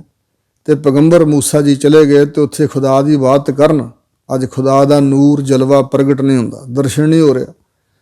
ਫਿਰ ਇਹ ਬੇਨਤੀਆਂ ਕਰਨ ਲੱਗਾ ਕਿ ਮਹਾਰਾਜ ਅੱਜ ਕੀ ਖਤਾ ਹੋ ਗਈ, ਅੱਜ ਤੁਸੀਂ ਮੇਰੇ ਨਾਲ ਕਿਉਂ ਨਾਰਾਜ਼ ਹੋ। ਫਿਰ ਆਕਾਸ਼ਬਾਣੀ ਹੋਈ ਕਿ ਮੂਸਿਆ ਤੂੰ ਤਾਂ ਮੈਨੂੰ ਬਹੁਤ ਦੁਖੀ ਕੀਤਾ। ਕਹਿਣ ਲੱਗਾ ਜੀ ਕਿਵੇਂ? ਕਹਿੰਦੇ ਉਹਨੇ ਮੈਨੂੰ ਜੱਫੇ 'ਚ ਲਿਆ ਆਇਆ ਸੀ, ਏਡਾ ਪ੍ਰੇਮ ਏਡੀ ਮੁਹੱਬਤ ਮੇਰੇ ਨਾਲ ਕਦੇ ਕਿਸੇ ਨੇ ਨਹੀਂ ਕੀਤੀ ਜਿੰਨੀ ਮੁਹੱਬਤ ਉਹ ਯਾਲੀ ਕਰ ਰਿਹਾ ਸੀ। ਤੇ ਮੈਂ ਉਹਦੀ ਗੋਦ ਵਿੱਚ ਸਾਂ, ਜੱਫੀ ਵਿੱਚ ਸਾਂ, ਉਹਨੂੰ ਮੈਂ ਜੱਫੀ 'ਚ ਲਿਆ ਸੀ, ਅਸੀਂ ਓਤ ਪੋਤ ਹੋਏ ਹੋਏ ਸੀ, ਤੇ ਤੂੰ ਤੇ ਉਹਦਾ ਦਿਲ ਬੜਾ ਤੋੜਿਆ ਮੇਰੇ ਯਾਰ ਦਾ, ਅੱਜ ਤੈਨੂੰ ਦਰਸ਼ਨ ਨਹੀਂ ਦੇਣਾ। ਔਰ ਫਿਰ ਇਹਨੇ ਬੜੀਆਂ ਲੇਲੜੀਆਂ ਕੱਢੀਆਂ, ਬੜੇ ਤਰਲੇ ਲਏ, ਤੇ ਤਾਂ ਖੁਦਾ ਦਾ ਨੂਰ ਪ੍ਰਗਟ ਹੋਇਆ ਇਸ ਪ੍ਰਕਾਰ ਜੇ ਕੋਈ ਇਉਂ ਪ੍ਰੇਮ ਕਿਸੇ ਦੇ ਹਿਰਦੇ 'ਚ ਹੋਏ, ਜਿਵੇਂ ਉਹ ਯਾਲੀ ਨੂੰ ਕਿੱਡਾ ਪਸੰਦ ਕੀਤਾ ਵਾਹਿਗੁਰੂ ਨੇ, ਕਿਉਂਕਿ ਨਿਰਛਲ ਸੀ, ਉਹ ਪਰਮਾਤਮਾ ਨਾਲ ਦਿਲ ਦੀਆਂ ਗੱਲਾਂ ਕਰ ਰਿਹਾ ਸੀ। ਇਸੇ ਪ੍ਰਕਾਰ ਹਜ਼ੂਰ ਕਹਿੰਦੇ ਨੇ, ਜੇ ਉਸ ਕੀੜੀ ਵਰਗੇ ਜੀਵ ਦੇ ਮਨ ਵਿੱਚੋਂ ਇਹ ਵਾਹਿਗੁਰੂ ਤੂੰ ਨਹੀਂ ਵਿਸਰਦਾ ਕਦੇ, ਹੈ ਉਹ ਤੁਛ ਜਿਹਾ ਜੀਵ, ਤੇ ਇਹੋ ਜਿਹੇ ਵੱਡੇ ਵੱਡੇ ਸਾਰੇ ਸਮੁੰਦਰ ਦੇ ਵਿੱਚ ਘਿਰੀ ਹੋਈ ਧਰਤੀ ਦੇ ਸ਼ਾਹ ਸੁਲਤਾਨ ਬਾਦਸ਼ਾਹ, ਜਿਨ੍ਹਾਂ ਕੋਲ ਪਹਾੜਾਂ ਜਿੱਡੇ ਮਾਲ ਧਨ ਸਬਾਬ ਖਜ਼ਾਨੇ ਜਮ੍ਹਾਂ ਹੋਣ, ਉਹ ਉਸ ਕੀੜੀ ਦੇ ਤੁਲ ਵੀ ਨਹੀਂ ਹੋ ਸਕਦੇ, ਉਸ ਜੀਵ ਦੇ ਤੁਲ ਨਹੀਂ ਹੋ ਸਕਦੇ ਜਿਹਨੂੰ ਤੂੰ ਮਨ ਵਿੱਚੋਂ ਨਹੀਂ ਵਿਸਰਦਾ। ਇਤਿਆਦਿਕ ਇਹ ਵਿਚਾਰ ਆਪ ਜੀ ਨੇ ਸਰਵਣ ਕੀਤੀ ਹੈ। ਹੋਈਆਂ ਭੁੱਲਾਂ ਚੁੱਕਾਂ ਸਤਿਗੁਰੂ ਮਹਾਰਾਜ ਤੇ ਗੁਰੂ ਕੀ ਸੰਗਤ ਨੇ ਖਿਮਾ ਕਰਨੀਆਂ। ਇਸ ਤੋਂ ਅੱਗੇ ਦੇ ਵਿਚਾਰ ਆਉਣ ਵਾਲੇ ਸਮੇਂ ਵਿੱਚ ਫਿਰ ਆਪਾਂ ਕਰਾਂਗੇ। ਦੇਹੋ ਸੱਜਣ ਅਸੀਸੜੀਆਂ ਜੋ ਹੋਵੇ ਸਾਹਿਬ ਸੰਭੇਲ। ਵਾਹਿਗੁਰੂ ਜੀ ਕਾ ਖਾਲਸਾ, ਵਾਹਿਗੁਰੂ ਜੀ ਕੀ ਫਤਿਹ।